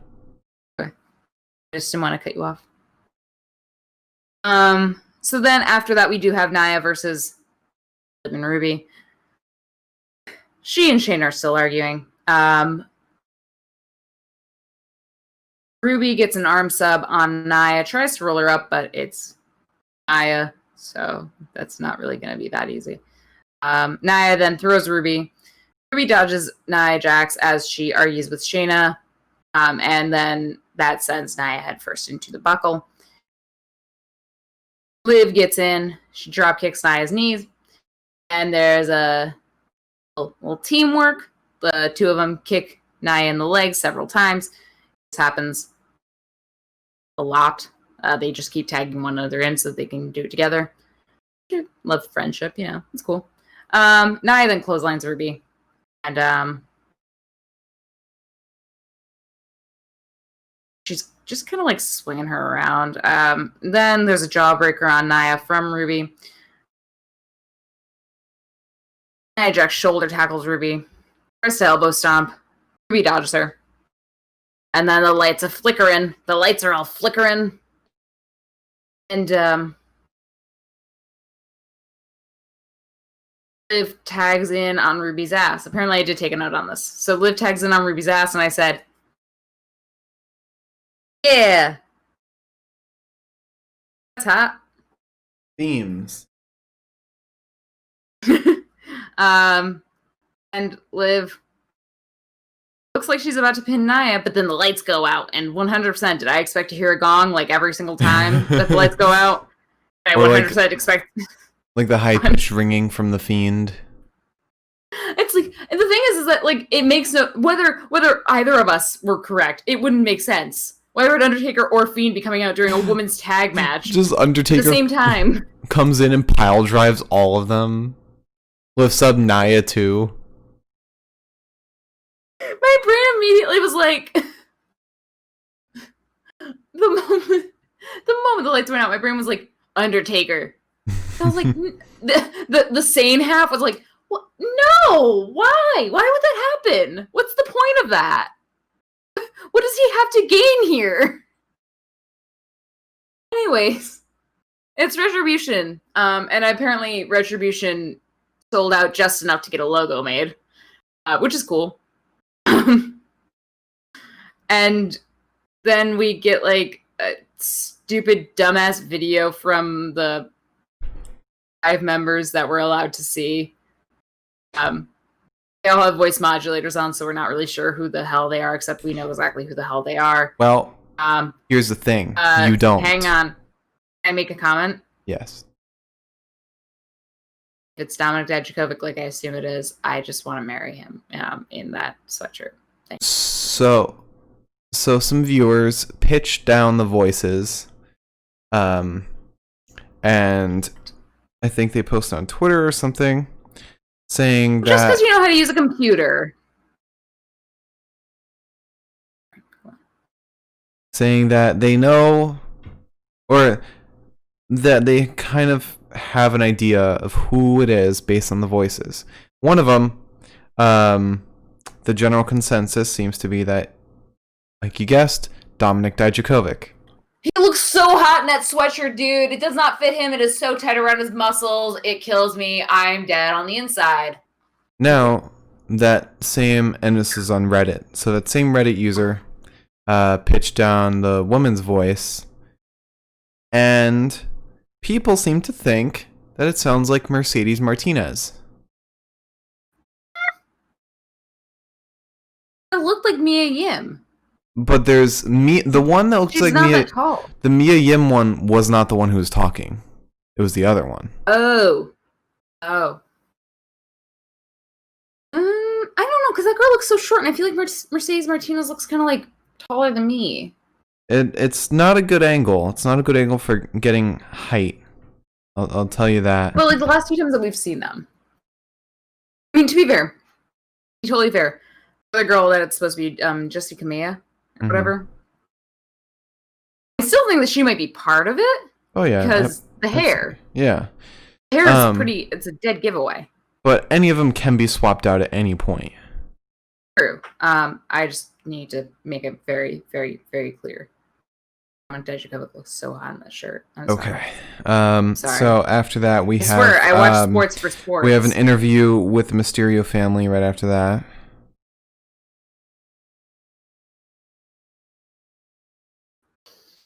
Okay, I'm composed. Anyways, I'm fine. So then we have, funny enough, Dominic. I know it's like very confusing if it's out of context right now, by the way. And well, actually, no, Dominic's as old as I am, so it's fine. So Dominic and his family are backstage. I guess Mackenzie or Sarah, whatever their names are, the blonde one that isn't Renee, obviously, says, "Hey, do you have any concerns that like Buddy made some weird ass comments and he's just a fucking creep?" And Dom was like, "No, I'm gonna kill him." Literally in that tone. He really knows how to cut a goddamn promo, huh? Every week. Who, Dominic? Oh yeah, no. Best, yeah. He's good at the talking. The talking is good. He's good at that. He's mostly good with like his face. It looks like very concerned, but not quite sad. But it never changes. I'm going to kill Buddy Murphy. If it's the last thing I do. It's the last thing I do. He threatened my father. I'm gonna kendo stick his ass. That seem right? About Yeah. Mm-hmm. it? Can you cut a promo like Dominic? Anyways. So then we have the last sad promo of the night. Randy's feeling so sad backstage with his little baby suitcase. He's feeling so sad tonight. He's walking so slow too. Like, oh man. The suitcase is comically small. I'm sorry. It's like big enough to fit like his like wrestling trunks, and that's it. So Randy's looking so sad. He seems so beaten down. And Drew McIntyre says, "Yeah?" Just fucking sidelines him and throws him into the fake ring. And Randy's just like, "Oh my god, I'm gonna die." And Drew says, "Not yet, baby boy." And Claymore kicks his ass a third time. Oh man, I feel so bad for him. I don't. Drew got punted 3 times like 2 weeks ago. This is just fucking hilarious. Yeah, it's painful. But Randy looked so sad. He really did. It looked like somebody like just told him like his pet hamster died, and he's like, "Oh," and Drew's like, "I still gotta cut a promo." Oh. Anyway. So after Drew that, basically was like, "You broke my jaw," which I can still speak from because apparently we've got amazing surgeons out here in Florida. "You broke my jaw, so I'm going to break yours with my foot." And to be fair, Drew's was just a hairline fracture. I just didn't realize hairline fractures healed in 2 weeks. I thought that like took a couple more seconds than that, but never had one, so what would I know? Anyways. Then we have Dominic versus Murphy. Important note, I guess Murphy is no longer Seth's disciple, as Michael Cole said tonight. Don't really know what that means. Don't know how easy it is to not be a disciple and to become a disciple again. But at this moment, Murphy is not Seth's disciple. Bad news. I also just want to make a point. My hair is purple. It's not pink. It looks pink in this lighting. It really does. I don't know why. I think it's your lamp. I think it's kind of giving an orange look to everything. Possibly. Or it's my camera saying, "Hey, you actually did not put enough purple dye in that, and your hair is still a blonde mixed with like a little bit of purpley color." Whatever. Anyways, Murphy immediately kicks Dominic in the face. By the way, the entire Mysterio family is here.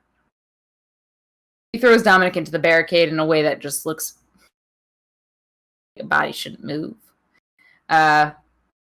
Murphy sends Dominic over the announce table. Dominic punches Murphy, starts getting the upper hand, throws Murphy over. Murphy sent Dominic into the announce table. Dominic threw Murphy over the announce table. to be specific here. Dominic then drags Murphy to the ambulance parking spot where Drew brought the ambulance earlier. It is gone now. Drew had to return that.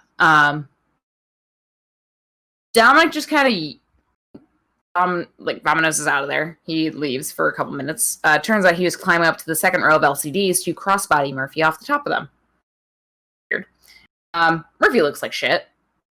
Murphy tosses Dominic into the steel ramp. And yeah, I just say, while this is happening and the entire Mysterio family is standing on the sidelines, Ray is doing what Ray would do because he's been a wrestler in the WWE for however long, and he looks concerned. And Angie's doing what Angie does, which is also looking, yeah, but in the way where it's like, oh, should my son really be doing this? This doesn't seem very safe in any respect. However, Leah, I just have to say, as a younger sibling, you're a younger sibling too. She's a younger sibling. Leah's watching this, and she's trying to look concerned. If that were my sibling, and I knew this was a 100% sanctioned fight, I'd just be sitting on the sidelines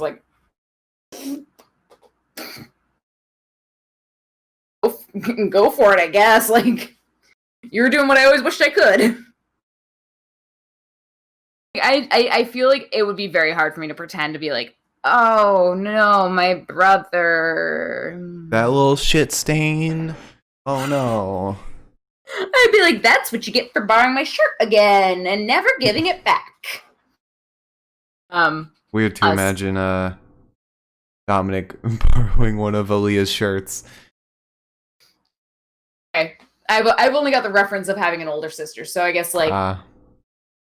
that's maybe that's what you get for eating all the sandwich meat in the house when I wanted to have a sandwich on Sunday. Perfect. Yep. I don't know what boys do. I grew up with one of those. With one of those. So Dominic fights back after Murphy tries to take his eye. And Dominic's whole family just stands by oh man, that sucks. Can I just say, after the episode ended, Adam Pearce tweeted, "I need a drink." Adam Pearce is doing the absolute most while doing the absolute least. I would like to also note he's doing everything he can. He's doing his best. Everyone around him is not doing anything. It's a very important note from Drew McIntyre. That's all he put. Stunning. It's not a GIF. It's just I don't know what he's watching this on, by the way, for it to be that stretched out. I'm taking screenshots off of my Mac, which is a relatively large laptop, and somehow I've never seen this. Well, anyways, Dominic nearly loses an eye. His whole family is just standing around this might be a street fight, but we're not getting involved at all. Murphy then tosses Dominic rib cage first into the barricade. Dominic goes over. Referee jumps over and is like, "Hey, are you still breathing? Good, okay," and jumps back. He does not want to be over there. Dominic gets back into the ring. Murphy looks like he's about to, Dominic gets back into the ringside area. Murphy has a chair and smacks Dominic with it, with a noise that I really would never like to hear coming off of my body. I know we've made jokes about this being Dominic's hazing into WWE, but that looked bad. Mm-hmm. That looked painful. That's going to be a big ass bruise. Yeah. Murphy then gets Dominic back into the ring, does a total upper body stretch on him. Dominic works out of it, but is then caught again. Dominic finally throws Murphy over the ropes. Murphy gets back in, tries to splash Dominic in the corner, but Dominic dodges. Murphy then sends Dominic shoulder first into the post multiple times, again, in front of his sister, in front of his mother. Both of them are just sitting there shit. Looks bad. And I'm sure Aaliyah's probably standing there he's going to be complaining about this later. God damn it. Murphy gets Dominic tied up in the ropes. Murphy has a kendo stick. Dominic kicks him as he goes to smack him with the stick. Ray then sends the stick out of Murphy's hand. Ray then grabs what looks like the only remaining stick out of the ring, so Murphy can't use it. However, Murphy slides out to get more tools. There's a kendo stick right in front of him. He could have just grabbed that and smacked Dominic with it. He had to pull out enough for the whole Mysterio family to use. You're right. He had to provide. I'm sorry. I guess at this time, Murphy pulled out a table. I wouldn't have known that because Murphy never looked like he was about to use this table. We only saw it the moment the Lady Mysterios freed Dominic from the ropes, and he sunset flipped Murphy into the table. Looked good. I didn't know that was there. Yeah. I thought he was just sunset flipping him into the announce table, which was like, that's probably gonna hurt because it's like the solid part of it. Although it then there was a table. Although it looked very painful, may have been it wasn't blood. It was definitely like the conditioner, but that looked like a damn good sunset flip. Yeah, I mean it was a solid flip. It was a solid hit. I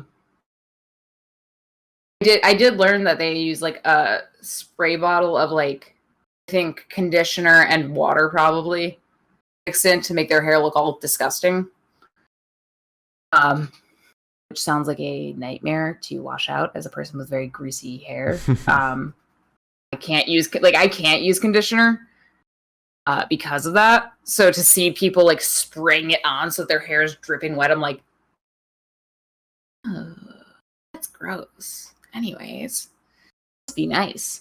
Have fine hair that you can just wash it all out of. So Dominic gets Murphy into the ropes as he once was, and then family bonding time with the Mysterios. They all just smack him up with some kendo sticks. And she does not look like she wants to do it. She did not look like she wanted to do it at all.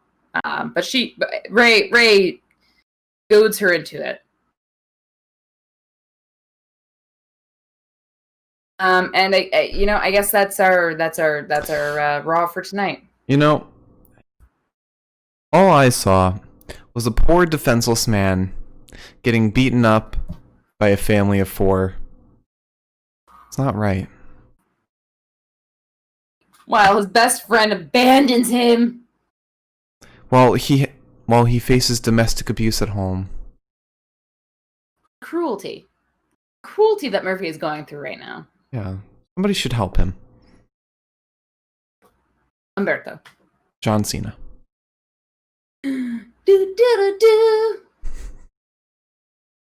Real quick before we jump into Best of the Night, I want to show off the Wicked Witch of the Cat. Put her away. She looks disgusting. What are you doing down there? Also, I do want to. I'm going to take the sign down now. And while I change this sign, I would like to talk about a little thing. Uh-oh. I know that this is not the SmackDown shout-out show. I do want to shout out, really quickly, our friend, well, Mark's friend, Harry, we did mention in the SmackDown shout-out show 2 weeks ago, I think. Mm-hmm. Has just released his first the premiere issue. I don't know how these things are phrased. The premiere issue of his self-published comic book called Tricky Style. It is a 40-page comic. It is all completely illustrated and I believe written by him. It is currently available for $6 plus shipping, which frankly, for 40 pages, that's pretty good.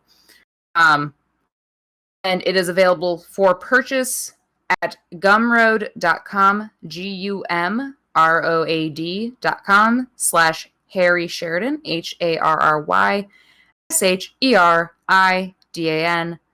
Once more, that is gumroad.com/Harry Sheridan. Sheridan. And it's $6 for the print version. If you want a digital version, it's only $3. Please support him because we love Harry.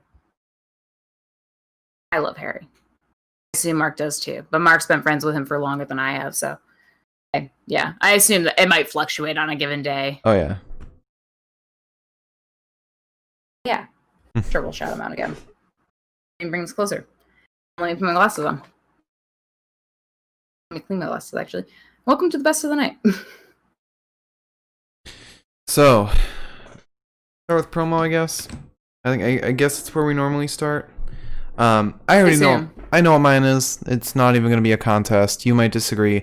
I don't care. I'm not going to change my mind at all. So we started off with Randy Orton. Randy Orton talked to... Froze. I froze? Oh, you froze too. Hold on, folks. We will be right back.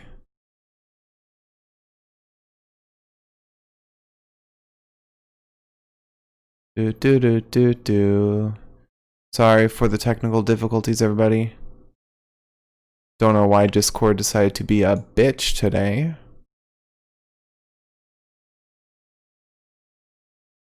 So, I hope everyone's having a good night.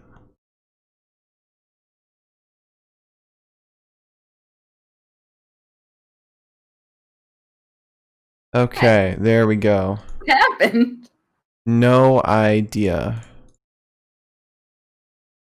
I just need to get... I need to get the window back.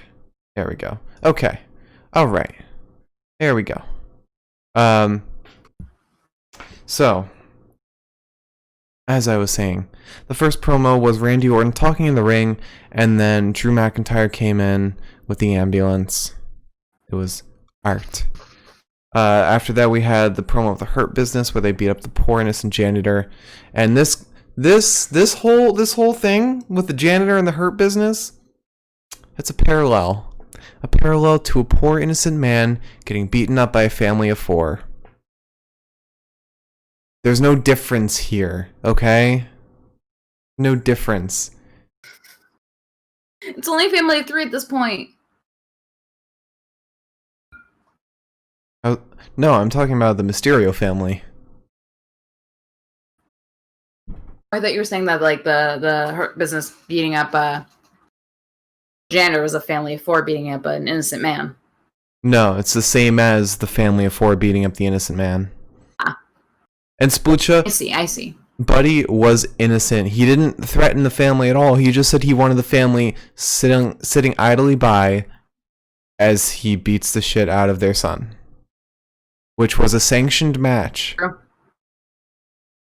But after that, we had the promo with Drew, where he kind of gets scolded a little bit. Then we have Cesaro and Shinsuke talking in the ring with Street Profits, announcing the Champions vs. Champions match. Then we had the promo with R-Truth, where he's chased down by ninjas after having just a dessert. And then we had an interview with the Mysterio family. We had a promo with Nia and Shayna where we saw Drew yet again. And then we got a promo with Cedric and the Hurt Business right before the VIP lounge, which led into the 8-man tag team fight. Then we had another interview with Drew. Then we had Raw Underground. Then we had the promo with Randy, where he got all mad. Then we had Raw Underground again. Then we had an interview with the Mysterio family yet again. I think this time it was in the ring, maybe? Say something? Splucha, I just want to make a point that no eyes were ever plucked. They were just smushed into their eye sockets. Innocent. And don't say this is don't say all their eyes. It was just Ray's. It was just Ray's eyes. He may have tried to take Dominic's, but Dominic tried to take his. They're even now. Yeah. This is the Buddy Murphy Innocence Foundation here. Yeah, it's just a man following orders. He was brainwashed. He was on a lot of drugs. But anyway, after that we had more Raw Underground, and then we had the final promo with Randy Orton being all sad, but then getting beat up by Drew. His little suitcase. So I know I said I was solid on one, but there's two I'm having trouble deciding on. It's either between it's both from the same storyline, but it's either Randy Orton talking in the ring and then Drew driving in on the ambulance, just to Claymore kick Randy, or it's the final promo, which had Randy looking all sad with his suitcase and then getting Claymore kicked in the fake ring. I might have to go with the first one, with the ambulance driving in, just because of the production quality. So yeah, it's Randy Orton talking in the ring, and then Drew McIntyre drives in on the ambulance. Let's see. Pete's, what do you want your promo to be? What do you want your promo to be at night? A nice solid Claymore kick? Okay. Pete agrees with you. Okay. You really like the ambulance. That's her fighter of the night, is the ambulance. Okay. So, then after that we move into the fighter of the night, which this one will be very tough for me, because I feel like nobody looked amazing today. Nobody looked great. So we started off with Apollo and Ricochet and Cedric versus the Hurt Business. I think the best looking one here, although all of his fighting was done while betraying people, was Cedric. I think nobody in this fight looked good until Cedric came in and started beating the shit out of Apollo and Ricochet. We don't talk about that. It will come up again. We won't talk about that. But, I mean, it was very little. It's nothing to really write home about. But after that, we had Street Profits versus Andrade and Angel. A very short fight that will probably also suffer from it being so short and the focus not being on the fight itself. I picked Angelo Dawkins because I think he had more moments than Montez. But again, it was so short. We were mostly focused on Angel Andrade, so it's hard to even pick someone from this fight. And then after that, we had Peyton Royce versus Billie Kay. A surprisingly good fight, in my opinion. I want to go with Peyton on this one because she is the better fighter overall, and she didn't look bad in this fight. We got her finisher. It looks awesome as always. She had some good moves. I just think she could spice it up a little bit. After that, we had Asuka and Mickie James versus Lana and Natalya. Again, nobody looked good in this fight. I gotta pick Natalya for this. But Asuka looked bad, Mickie looked bad, Lana looked alright, Natalya looked the best here, and she just looked alright. So, yeah, Natalya for that. And then we move into the 8-man tag team, Apollo and Ricochet and Viking Raiders versus Hurt Business and Cedric. I gotta go with Ricochet. I think Ricochet looked the best in this fight. The man knows how to fight really well. I want to see him do more single stuff, though, because I feel like he's just a Apollo crony at this point. And I think Cedric moving away is kind of the best thing for him at this point, because he will be able to shine more and won't just be a tag team partner for Cedric. No. How is he going to shine more under MVP, Bobby, and Shelton? I'm talking about Ricochet. Oh. The last name I heard was Cedric. Sorry. I'm backing down off that one. Cheers, brother. Keep going. Doing great. I don't know if I can right now. But the cat wants you to. But yeah, I think Ricochet looked the best out of the fight, but again, it was an 8-man tag team. It's so hard to really like be impressed by anybody in those situations just because it's so chaotic. And again, nobody looked amazing. That's the thing. Are you okay? I think you need to just like lay down. You want to lay down in the bed in the background? I can take over from here. The cat walked by this as I moved my chair, and she knocked the whole goddamn thing over. She's trying to sabotage us. We're so hard, Pete. Anyways. So after that, we had Randy Orton versus Keith Lee. I think Randy Orton looked the best here.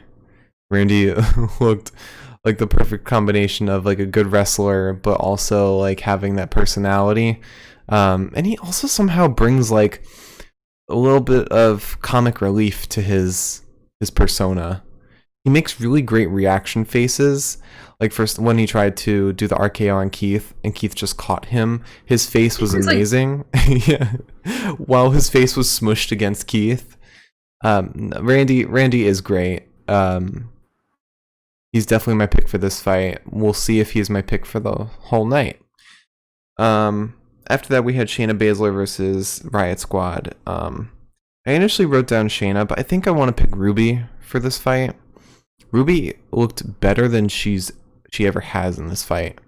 And it doesn't help that Liv was barely in it. Shayna was barely performing too. Ruby just looked great here. Definitely would have loved to see more of her, especially since this was a short fight, and the second fight we barely saw any of it. But what we did see, Ruby looked fantastic. And then we had Nia Jax versus Riot Squad, and I didn't even pick anyone for this because it was so short-lived. So I'm just going to skip right over it. And then after that, we had the final match, Dominic Mysterio versus Murphy. I gotta pick Murphy for this. Dominic didn't look like the same Dominic during the pay-per-views. He wasn't wrestling like a luchador. It was kind of a mix between the pay-per-view Dominic and the prior to pay-per-view Dominic, where he was mostly using kendo sticks. What we did see was a lot of great Murphy stuff. Dominic mostly just had the great what's the tornado flip or whatever? What was the name of it? The flip that slammed Murphy into the table. Oh, the Panama Sunrise? Is it Sunrise Flip or something? Sunset Flip. Sunset Flip. There we go. The Panama Sunrise is Adam Cole's thing. Yeah, you get your morning and your afternoon. You gotta figure it out. But I looked like you wanted to say something. Oh, I was going to say that I believe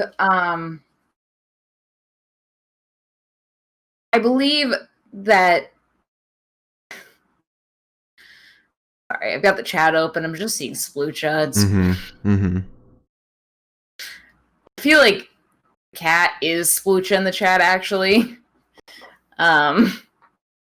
But I was gonna say that I feel like we saw so much good stuff from Dominic lately that go back to a street fight where there's kendo sticks and stuff allowed just makes me 100% not like respect what he's doing. Yeah, because I feel like he relies too much on that at the end of the day.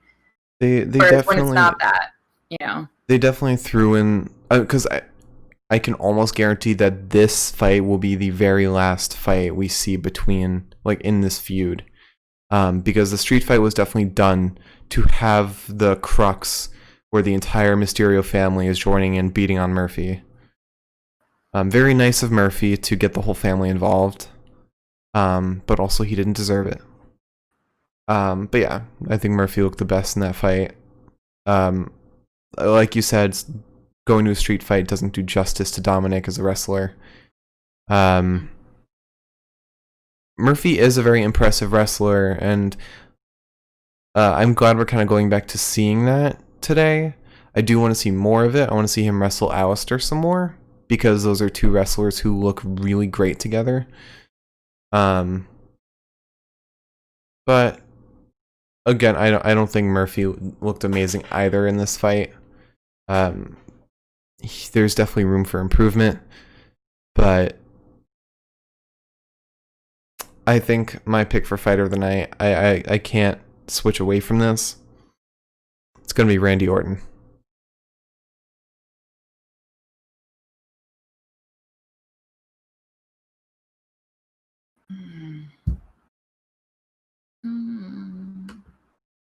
Jesus Christ. Very bright, sorry.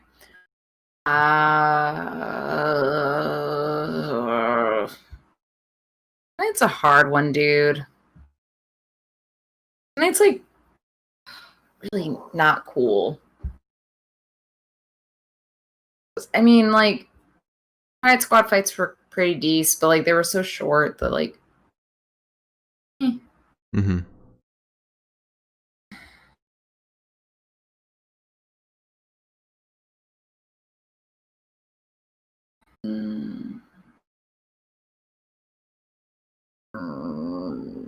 Yeah.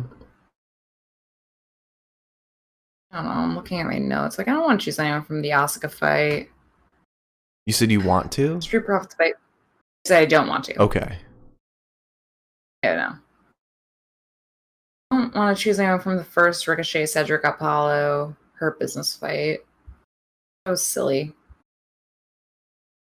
Street Profits and Zelina's team wasn't great. I don't fucking know. I'm torn between two sets of people. One is Ricochet. One is... It's hard because, like, there's a part of me that really enjoyed watching Dominic fight when he was actually fighting. It's lost on me because, like, his whole family was involved, so it's, like, hard for me to be like, oh, well, Dominic did the best. Murphy did really well, but there's nothing that stood out to me with Murphy. Yes. I mean, to argue against Dominic, I'm not necessarily going with Dominic. It's between Ricochet and Dominic for me, but... I do... Well, let me give my point with Dominic. Any wrestler can give, like, one amazing move. Peyton Royce, for example. But if the rest of their fight is subpar, does that really make them the best of the night? I mean, that's the thing that's, like, holding me back, is that it's, like, Dominic... I liked watching him for some parts, and then the rest of it's, like, well, if Angie and Aaliyah and Ray weren't there, would you have even come close to winning? Which is, no, he wouldn't have. Right. Ricochet was really good tonight, I thought, but at the same time... He was kind of overshadowed. I was going to say it was clouded by everything else that was happening. And I want to choose Randy, but, like, I feel like so little happened in that match. If I were to go for character alone, like if I were to go for like the plot, it would have been Randy. Because Randy is good at characters. He's good at being a person in a ring and being a little bitch boy that then tries to RKO a guy. However, I don't know. I don't know if I can choose anyone at this point. I might just have to go with what you're saying because, like, there's nobody that, like, normally, like, I'll finish a night where I'm like, yeah, this is probably the guy I'm going with. And this is probably the guy Mark's going with.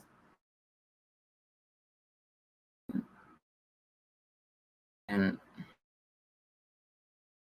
I also just feel bad for Randy because he took 3 Claymore kicks in one night. Destroyed tonight. He did. And he looked sad about it while it was happening. I mean, at least we can make Splucha happy knowing that we're not footing for Murphy. We could pick Biggie. Let's pick Biggie. I'd love to see how you would tweet about that. Just Photoshop his face on whoever's body.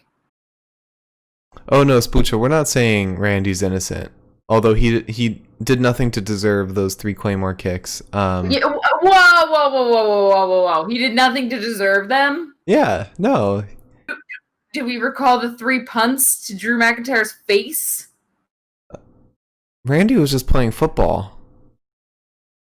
He was just Charlie Brown.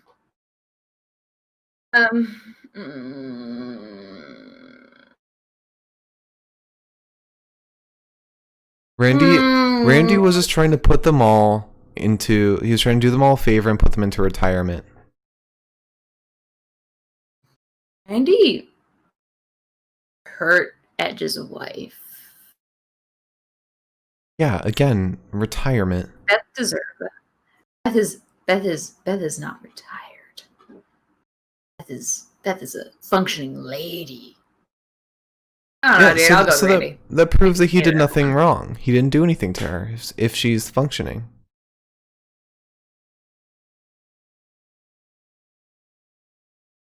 So wait, who are you going with? Who are you going with? With Ric Flair, Randy was just doing a public service, okay? Yeah.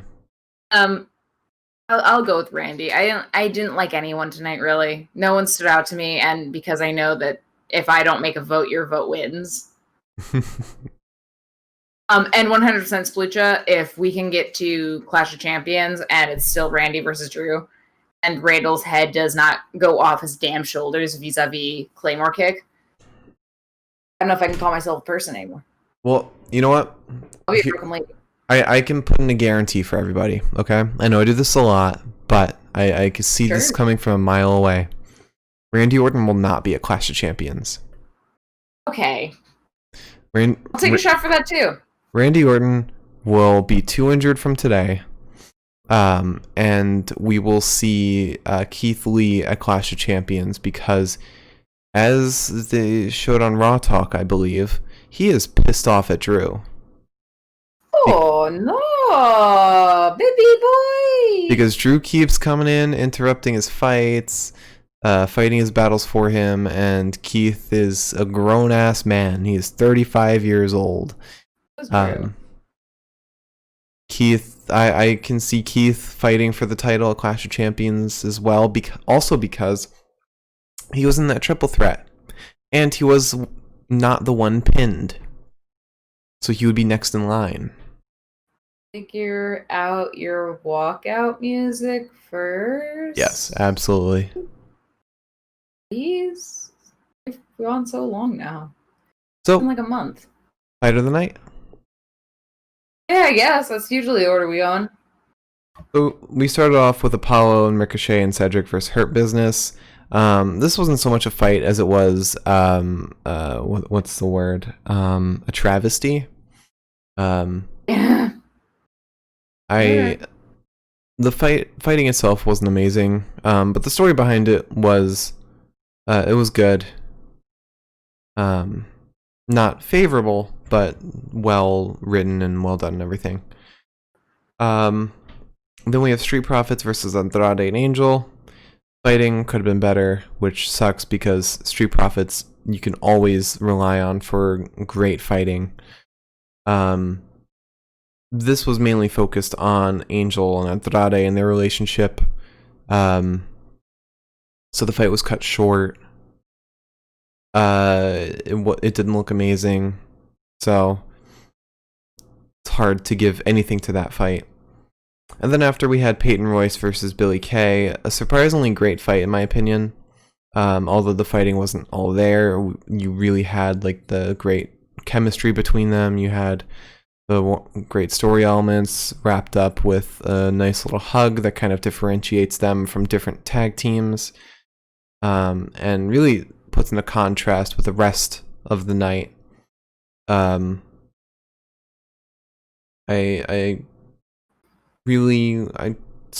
liked this match a lot, to be honest.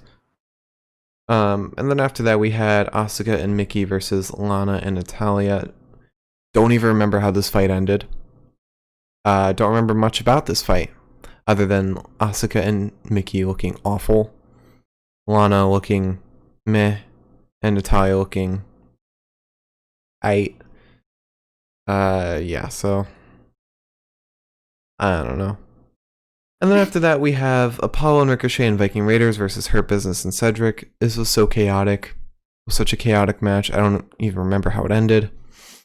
I think I was even falling asleep to this fight. Yeah, I don't know what I can even give this fight right now. After that, we had Shayna Baszler versus Riot Squad. Good fight. Ruby looked great. Shayna looked good. Liv, not as good as normal, but she didn't look bad. And then you throw in the little chemistry between Shayna and Nia, and it puts it to a different level. If it had been a little longer, or if it had gone right into the next fight, I think it would have been better. But because like just this on its own, it's hard to give it really anything. And same thing goes with the next fight, Nia versus Riot Squad. The fight lasted like 5 seconds, leading into Retribution. Nia didn't look amazing. Neither Ruby nor Liv looked great either. So even comparing it to the last fight, it pales in comparison.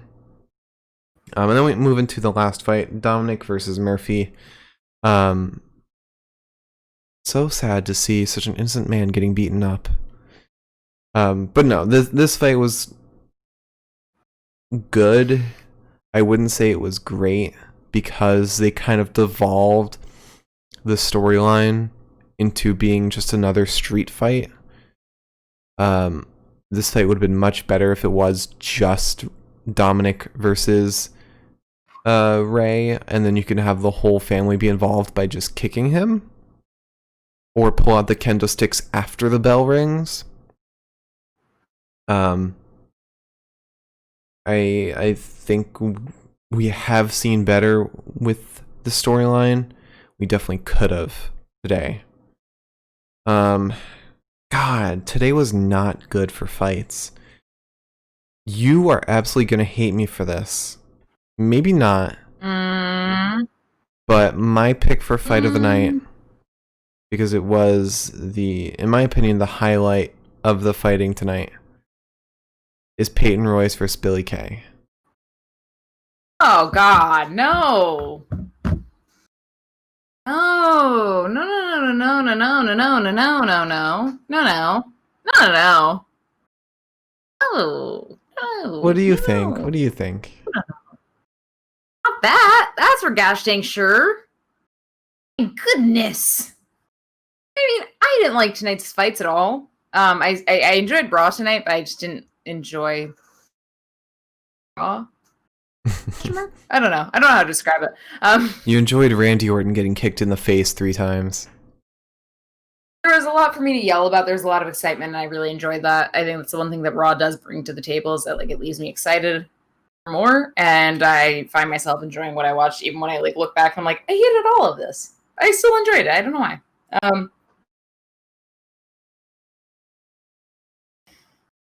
I don't know. It's definitely not Peyton Royce for me. That's not for me.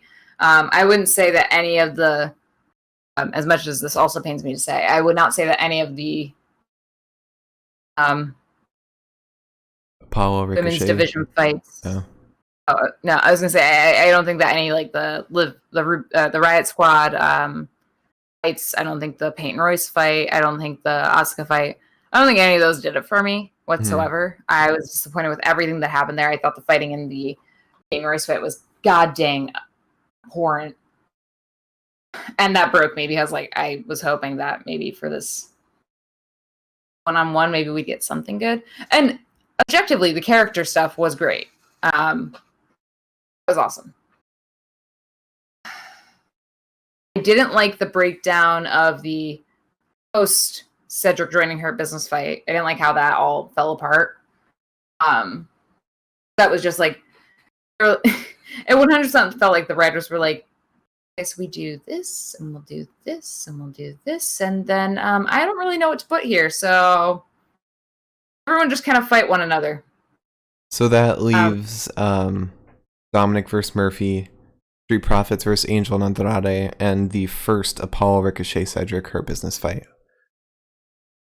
That also leaves Randy and Keith.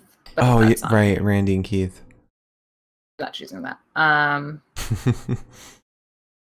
mean, that was good, but it just was so short. And didn't DQ too. Yeah. And I think that's the other thing I had problems with this evening on Raw was that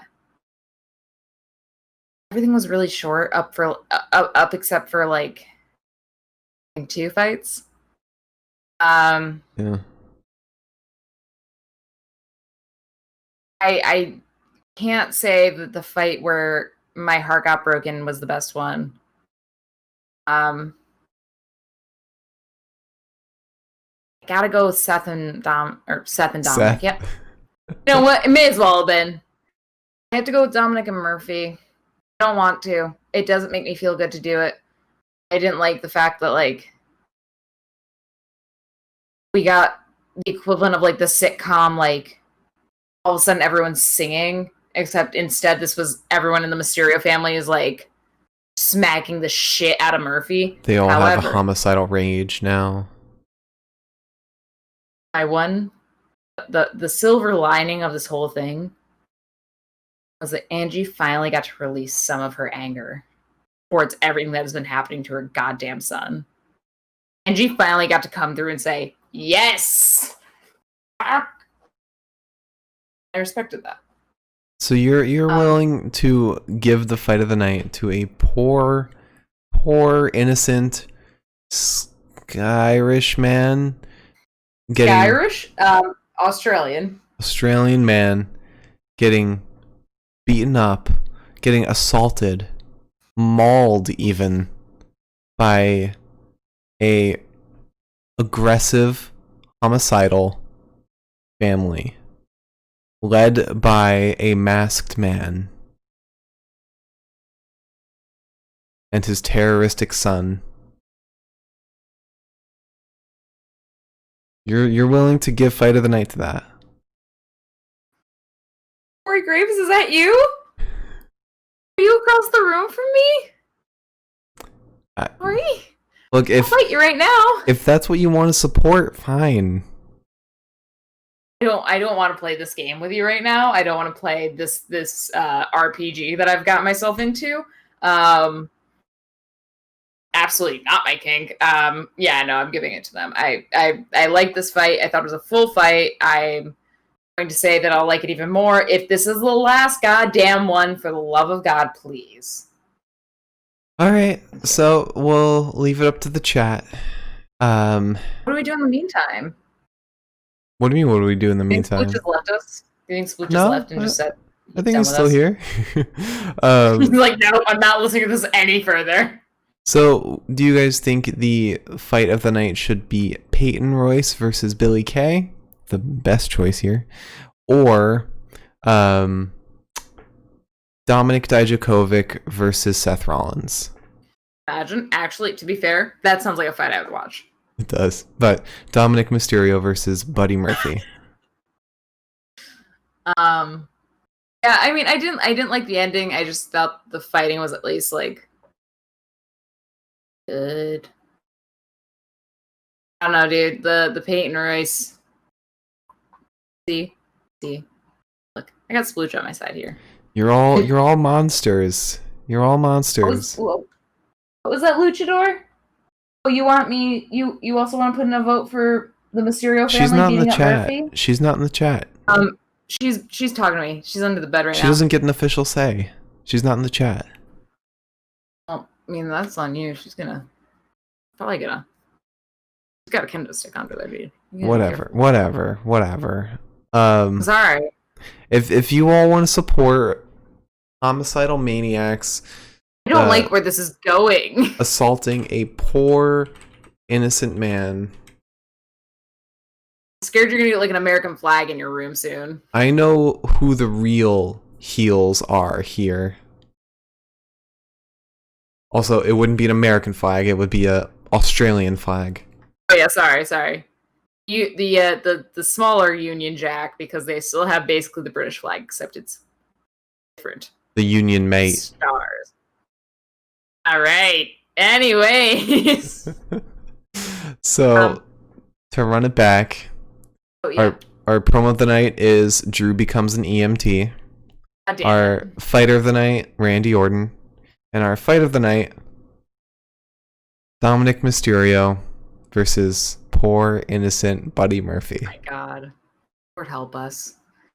Anyways, so to play us out, let me just say thank you, Splutcha, for agreeing with me. I appreciate it. And thank you for sticking around. And thank you to everyone else who stuck around. Thank you to everyone.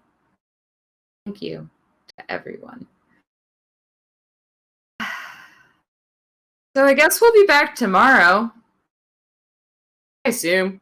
We'll It's find supposed to out. be an NXT happening. We'll find out who the new NXT champion will be. I have a hunch. It's probably Finn Balor. I'm gonna say Dexter Lumis. Okay. Do you wanna go shot for shot on that? No, not at all. Oh, come on. Not at all. You're gonna wuss that on me? Yep. If Finn Balor does not win the championship, I will take a nice hefty drink. How's that? Okay. And what if neither of them win? If neither of them win, that's up to you. That if you want to make that bet now, you can. Oh. Oh, really? I don't I'm the want one that's to. gonna wake up for work the next day. I'm not confident. I gotta wake up for work Stick to your too. guns. Okay. All right. I'm pushing you out of bed. Well, So thank you for watching, everybody. I wasn't done. We'll be back on Tuesday. Well, we'll be back tomorrow. Mm-hmm. If I remember what day it is. For NXT, we will have a new champion. We might have Dexter Lumis back. Maybe, if we're lucky.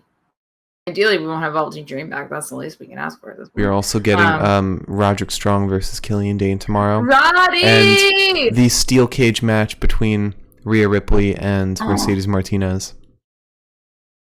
Oh my god, I love Rhea, but also Roddy. I love Roddy. Maybe if we see Roddy, we'll see Bobby. But even if we see Adam, we'll see Bobby. I love Bobby Fischer. We'll probably also get I love Bobby Fischer. He played chess. I think Bobby Fish. We'll probably also get Tegan Knox at the Gargano home. Oh yeah. Oh god, she's gonna die. Well, No, it's gonna be great. The Garganos are nice people. Last time we were at the Gargano home, things went weird. No, last time we were at the Gargano home, Johnny was trying to do some repairs while Candace was, just having a good night. Reminiscing. This is Padme Erasure. She was in this. Yeah, Padme was the best part. Padme is every reason to come to the Gargano home. Knox is gonna get weirded out, dude. I don't know. Anyways, so tomorrow we'll be back for NXT. Please check out our pal Harry's comic book. I think I'll link it in the Twitter. Either tonight or tomorrow morning. And yeehaw, cowpokes. I will close us out. Thank you for watching, everybody. If you enjoyed, please hit that follow button and hit the little bell so you're notified whenever we go live. And follow us on Twitter at the Pinfall Cast. You'll also be notified whenever we go live, and we post every podcast right after our Fighter and Fight of the Night. So if you miss one, you'll know who we pick. And if you're watching on YouTube, hit that subscribe button. You'll be notified whenever we upload a new video. In case slow growth of my hair. In case you can't make the live show. And follow our personal Twitters. I'm at the Mark Cameron. Liz is at Eliza Elaine23. I've started posting movie reviews on my Twitter. So, I haven't. Yep, Liz hasn't. I just make the same stupid tweets over and over again. Baseball and wrestling and other stuff. Sports hurt so bad. And for those watching live, if you missed part of this podcast or want to watch previous ones, check us out on YouTube. YouTube.com, search the Pinfall Podcast. And follow my personal Twitch, twitch.tv/Mark Cameron. I go live every Monday, Wednesday, and Friday. And I'll be live this coming Wednesday, so follow that. And I believe that's it. Thank you for watching, everybody. We will see you tomorrow night.